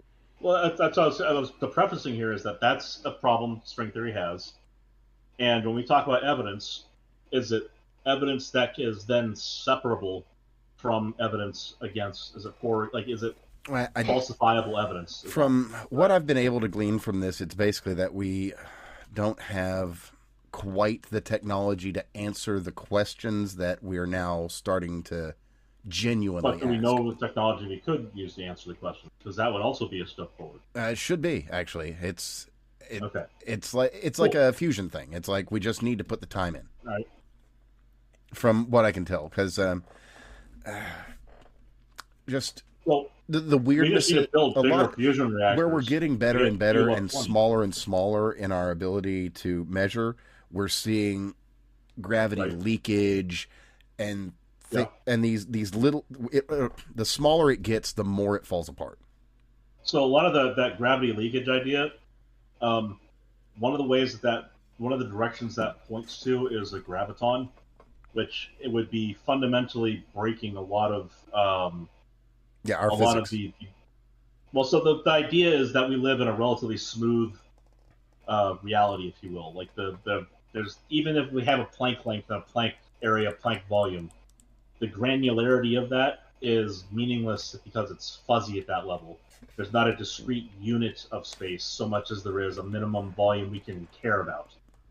So instead of like being a pile of sand that appears continuous, like a pile of Jello, it's more like everything looks like Jello when you get down to the grain of sand size. So you can't tell one way or the other.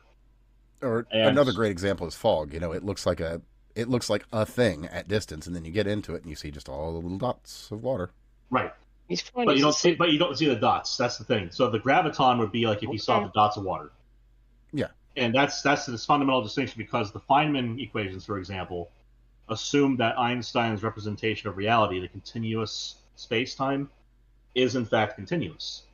And if it's discrete, or you can have discrete transitions in gravity, that would, vis-a-vis the graviton so it would have to be a non zero spin boson, basically, right?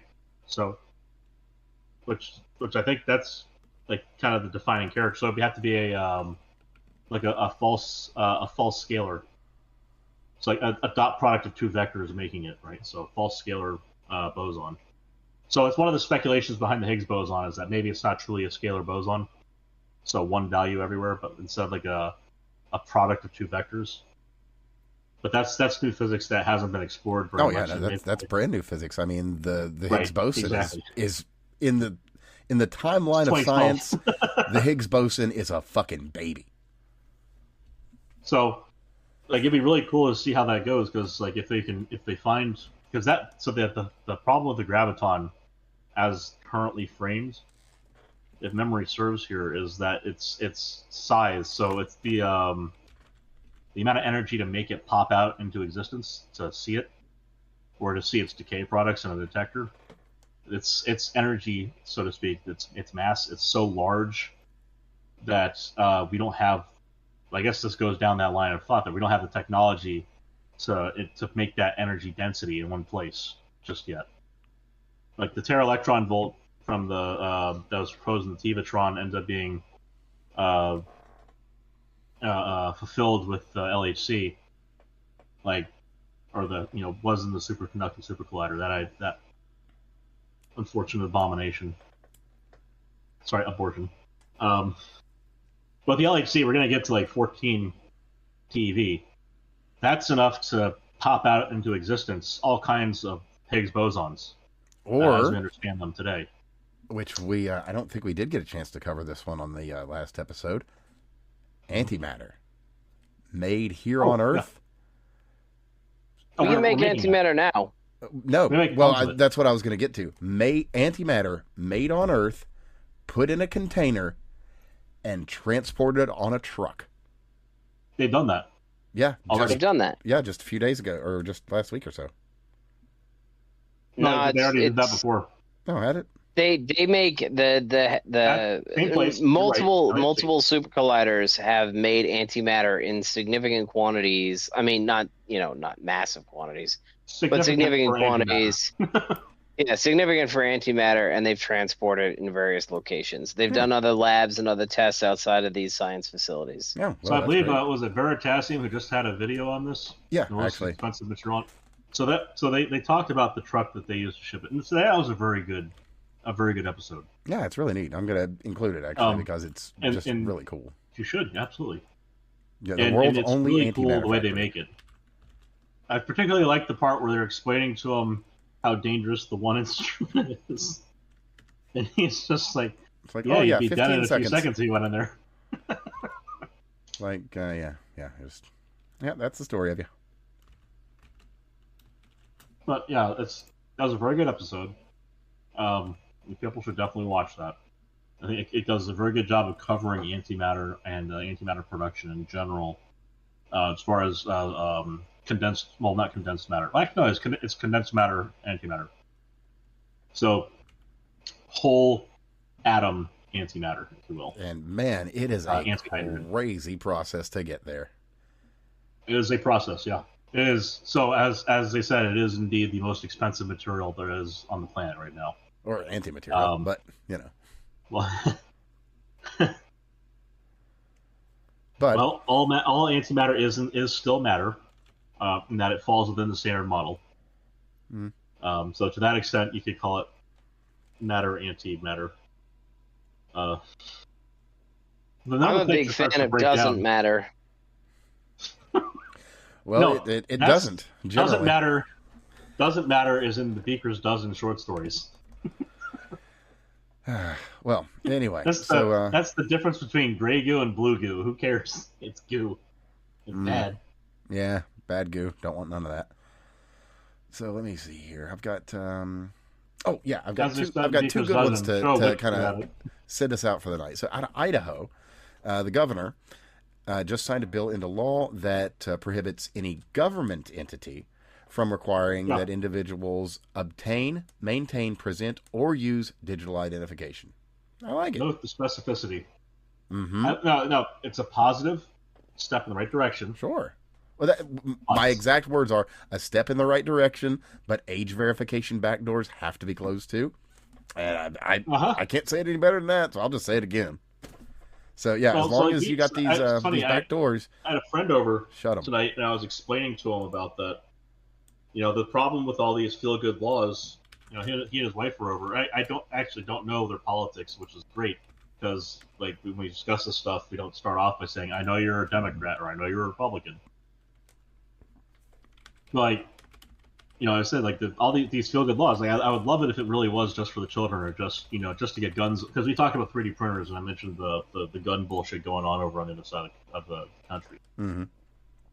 And I was like, I would love for it to just be, and then the wife mentioned, because it's all fun and games until some asshole decides to make a gun. I said, well, it's not even just about that. It's, I explained that it's about control of the market, yada, yada. And I said, I'd love if if it actually was what the intention was, because then you can work with it. You can say, okay, well, what about safeguards? What about this, that, and the other? You can actually try to achieve the goal instead of running head first into not the goal every time you take a turn. And I think we're seeing the same kind of thing here with this Idaho thing, because like the goal is to not have this bullshit shoved in our faces and ruin the entire usage of computation by the species. A great example, actually, that ties in. That's something that we've haven't talked about in a while since they fucking fixed it. But was the smart gun law out of New Jersey, which doomed smart guns basically worldwide, because America is where these new innovations happen. Let's be real. Right. And so they made it to where, like, as the law, long and short, was as soon as a smart gun is sold on the market. I think it was initially by the end of, I can't remember the exact term, but by the end of some term of years, all guns sold in New Jersey would have to be smart guns. And so every manufacturer was just hacked. like, nope. And then as soon as somebody would bring one out, they'd get hacked or something. And then a couple years back, and we reported on this, they actually got rid of it and finally fixed that. And just as a by the by, there's a really decent smart gun out now. It's in 9. It'll shoot plus P and not break, and it is entirely localized. It is not networked at all. So that was the major problem they had. Was but it's like, well, you finally took the shackles off, and the innovators can innovate. How about that? And I can tell you from using multiple things. It's like. So I have multiple fingerprint readers that I fuck around with, because I've had some software that I was developing in the background, and I might have even mentioned it a couple times in passing as different things, like. And as a matter of fact, I'll throw a link to their website. It's Smart Gun. It's the company's by the name of BioFire. But I wanted to be able to like read a fingerprint, import it, and do stuff with it. As far as security stuff, and I have multiple different types of encryption techniques I was looking at maybe implementing based around the kind of data you could pull from a fingerprint in a fingerprint reader, especially just using the WinBio API. And it turns out it's such a pain in the ass to pull that data and to pull it routinely in a timely manner and in a way that gives you repeatability. It's a bit of a clusterfuck. So getting that to function on like the trigger of a gun or the handle of a gun in a timely manner, like getting fast fingerprint reading, is expensive. Well, that's the thing too. It doesn't. I think it's got about 3 different metrics that it can use to identify you. Right. Because it's got facial, fingerprint, and I think another. So it's like if one fails, it's like, okay, number 2. If that fails, number 3. And if that fails, I think it just works. I think it fails on. Facial recognition. Actually, let me find out. Is oddly like the stuff you use from your phone. Facial recognition. That's faster, you'll notice, than the fingerprint recognition. And for that reason alone, like the facial recognition would be faster to use and probably smarter to use on a gun. It just turns out reading fingerprints is a non-trivial problem. That is, and doing so quickly is a non-trivial problem. It's difficult. And this thing works in milliseconds. Right. Which is that's what you need in a personal defense item. Exactly. That's what I was saying. It's expensive to do a fast fingerprint reader. And this one does it. Like the biggest one I've got. I think it's I've got it. Okay, so it is a 3D infrared facial scanner with a capacitive fingerprint pad. Yeah. So the capacitive fingerprint pads, to get those to read faster, you kind of have to sacrifice on quality, but you can do that if you have higher pixel density. Mm-hmm. So I have a Verify card and fingerprint kernel that I've been fooling around with as well, and among others. And the way you kind of get around that is, again, you sacrifice on quality of image by having a higher density, and you can read more sensors in an area quickly in parallel and get that data out instead, and to give you a strong enough signal to discriminate between light levels, so to speak. Quote here, color levels. It's a grayscale image. And then you just get a lower quality picture at the end, fewer pixels in your picture, which is fine. But you have to be able to do that whole identification task. You have to be able to read the features of the fingerprint and have them sufficiently match. And you have to be able to generate templates and store them. So that's another thing you have to consider there is you now have a device that requires a constant power source, or, or immediately available power source. You have to now recharge your gun. And just to by the by, they've only finalized this basically this year. It's actually not going to be out this year. They've only it's going out to early adopters this year, like people that help them actually build the fucking thing. What was the website? Smartgun.com. And they're going to be coming out early next year, though. And the price is pretty reasonable for what it is. They're wanting $14.99, which is not a crazy price for an absolutely cutting-edge piece of technology. Yeah, that also is kind of guaranteed to work while you're hitting it with a hammer. Fire. Oh, yeah. As opposed to guns that go off whenever they feel like it. Right, exactly. Not naming names. Cough. Sig. Right, I didn't name any names. But now, I wish, I do truly hope that they get their shit in gear and they figure that all out. Because the drop test, the government required tests versus, I mean, we covered this before, but like the government required test versus the drop test that actually demonstrated the problem, it's such a small change. And apparently they did get that fixed, just as a by with the government models, but I don't know if civilian models still suffer from that. From what it appears that they do, about, like the rest of that. But back to this smart gun real quick, because honestly, how are they Ian McCollum did a piece on it and actually got to have one in hand. It's a great little video. Okay, so they put the computer under the barrel. That's what it looks like. Yeah, and I think that's actually where the battery is too. Yeah, that makes sense. But what the way he explained it is very reasonable, and the way I've seen some others explain it is, it's very sensible. Like this is the gun you have if you have a family. Because you know what I don't see? I don't see a fucking bullet readout. They're gonna put a computer in my gun. You know what? That is such a waste. Fair. And they got the space right there. They have an indicator light. Yeah, right no, they got. Slide. You could put a little. I mean, it doesn't even have to be fancy or anything. It could just be a fucking old school ass LCD. Right below the slide, they got the space built in right there. Yeah, with with the red calculator font numbers. Oh, it'd be so cool. Why didn't they do it? Anyway, the use case for this is like you've got a family, you've got kids, and you want to have an item out that can just be there and ready at all times and be completely safe. Right. And by golly, that's great. Like you could put this thing on your, put it next to your television in your living room on your fireplace. I got family that has like a big old gun safe that has a fingerprint reader on it. And I was looking at it, it's like, so what happens if the power goes out? Right. I mean, you got a fucking pad, you got a button pad, you got a fingerprint reader.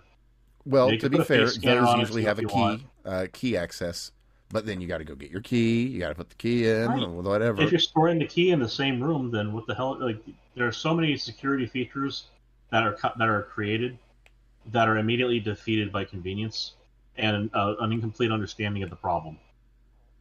And it's another one of those. Is you're gonna have to find the key. Then where's the key gonna be? It's probably gonna be near the thing you want to access.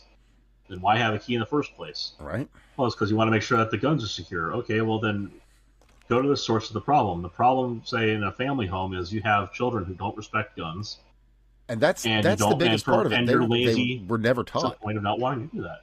That's the thing I was getting to, is you're lazy to the point of never teaching them to respect the guns. And we add that on top of a society that mystifies these things. Right. And now they want to go play with them. It's like, don't touch the magic. Don't touch the magic wand. You might do some magic. I gotta tell you, the mystery of a hammer immediately left the first time I crushed a finger. Like, it's really easy for a kid to figure out that a hammer is just a tool. Yeah, or that stoves are hot, right? Right. Exactly. Like, Now, hey, why it is that shouldn't glowing go the red? same way.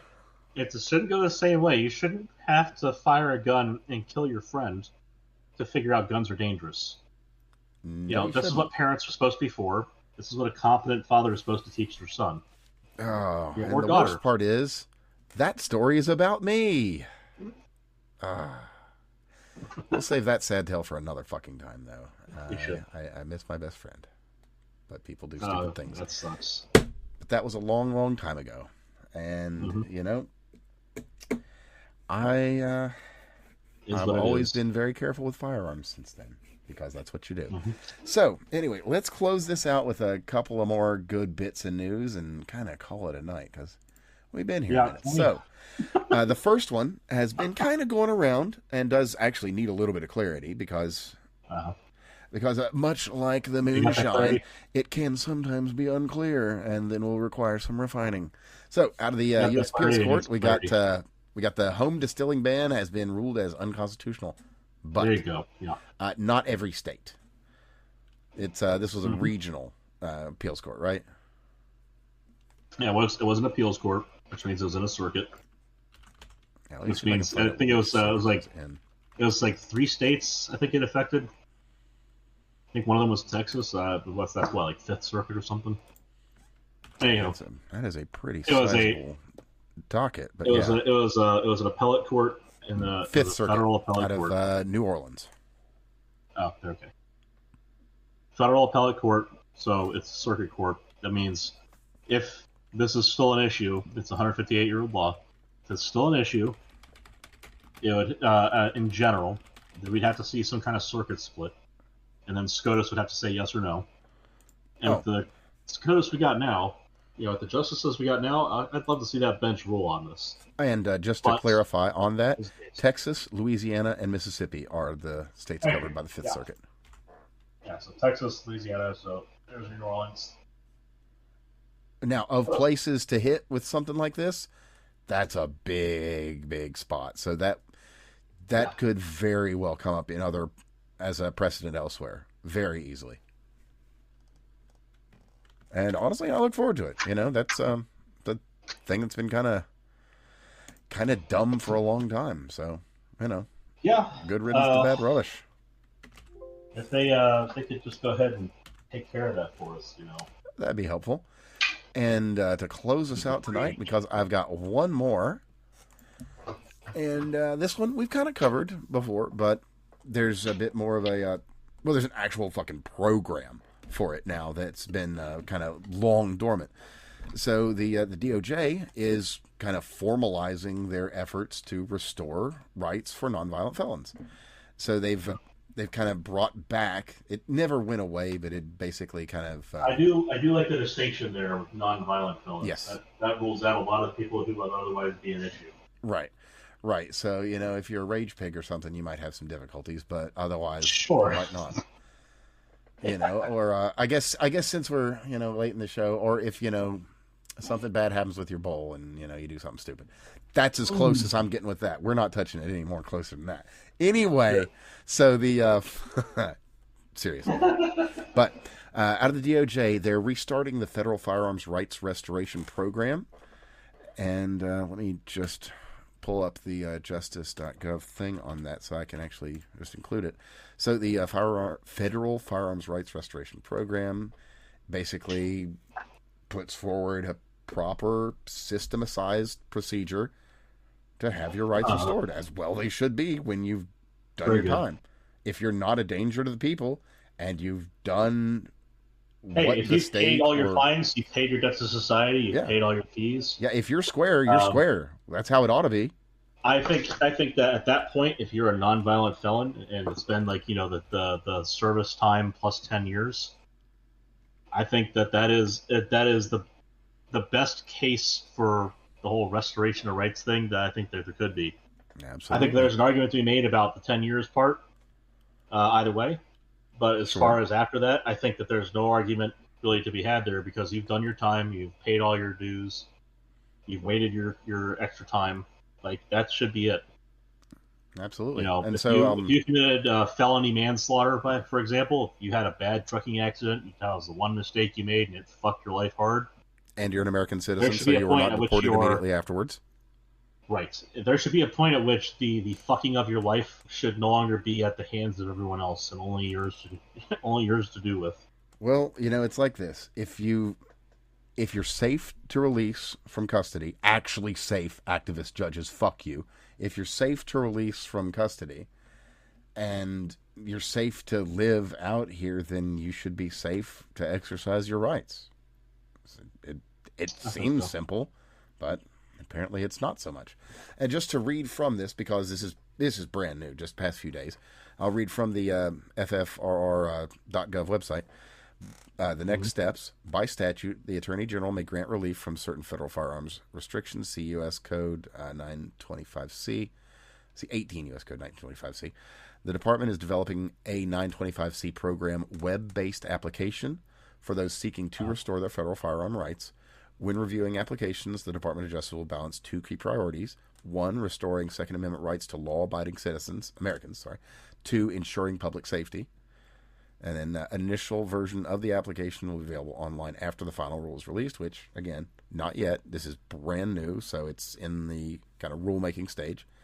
But they do, however, it says, meanwhile, you can view the proposed rules at regulations.gov, and they've got a link directly to the documents, the whole shebang. You can take a look and contact your reps if you like, whatever you feel is the most appropriate thing to do. But with that, man, I think I've hit like all the high points. There's a hell of a lot more we could cover. But... I got one last thing. From Anna Paulina Luna, she has filed the motion to expel Swallwell. That was just yesterday. Forgot to mention that. So, definitely deserves mentioning. Like I said, I couldn't remember if it was going to be Sunday or Monday, but she said she was going to do it, and I was waiting. Mm-hmm. So she's already sent it in. Awesome. And another good one to just a quick one to cap us here. Savannah Hernandez was attacked at she was doing just straight up doing some journalism at a Minneapolis anti-ICE rally. Some guy who had been into some other shit before ended up hitting her in the head with like a hammer or some shit, and then the crowd beat her when she was on the ground. In the head with a dildo by the mom. And just beaten. Like, the daughter had attacked her. The mom said, "You attacked my daughter," and beamed her in the head with a dildo. Then the dad punched her and shoved her to the ground. And then when she was on the ground, a crowd of people just went down on her and just beat the shit out of her. So anyway, we have somebody that put out the picture of the guy. This is the guy, William Scott Skelly, et cetera, et cetera, et cetera. To which Attorney General Harmeet Dillon replied, "On it." And since that time, he has been arrested. Like I said at the time earlier today, when I saw this stuff going on, I was specific about it for regard to a Portland thing. It's like, federal charges solves a lot of the stupid shit where these people get let out of prison. Mm-hmm. Well, the biggest flaw that we have in the American system right now, ignoring all the constitutional shit that we need amended right now to deal with a broken Congress, is that we just haven't enforced our fucking laws. Oh yeah. Oh, absolutely. We don't need new laws. No, we don't need additional shit that comes down and cracks down on people. If we just enforce the laws that were on the books to at least an average curve, we could probably even lose some. Yeah. But we haven't enforced those laws. That has resulted in the people who are kind of on the fringe. And, part of this is, hey, let's be kind and nice. But, we've learned now that kind and nice doesn't buy us anything. Nope. Well, kindness will get you. Kindness won't buy you anything, but it'll build a better future. Niceness will destroy your future. But it'll buy you votes. So it will, actually. Speaking on differences between kindness and nice, and also regarding the Constitution, I did want to bring up something as I re-upped my supply. Pocket constitutions. Yeah. They are still down to $1 a piece if you buy them 25 at a clip. So something I used to do more frequently, my little brother probably actually did more than I, is I used to always bring say, like 2 or 3 of them with me where I would go on campus. I'd have them in my backpack, and if I ended up talking about this kind of stuff with someone, I'd have one immediately available to hand them. It's also, I'd be able to pull one out in conversation if someone ever had a question on something or there was a point of disagreement, and I'd be able to just point to the words in the damn Constitution right there in front of someone. And if that someone decided that, I was right and they wanted to read more, whatever, what have you, I would be able to just hand them a Constitution right there and then. It's also something you can make throw in stockings and so on, Easter baskets, what have you. But still, $25 for 25 of them on Amazon. So, do buy in bulk for them. Otherwise, you're paying like $2 for a $1 thing. But at the same time, like, really fucking handy. So I just re-upped my supply of them. Like, they're always available. I like them. So it's just nice to have handy. No, for sure. That's it. Well, fellas, was there anything else either one of you was wanting to cover before we call it a night? No. Well, War and Peace. I wanted to. Oh, it's a book. Check it out. Well done. You're gonna start reading? I wanted to start reading on page 1.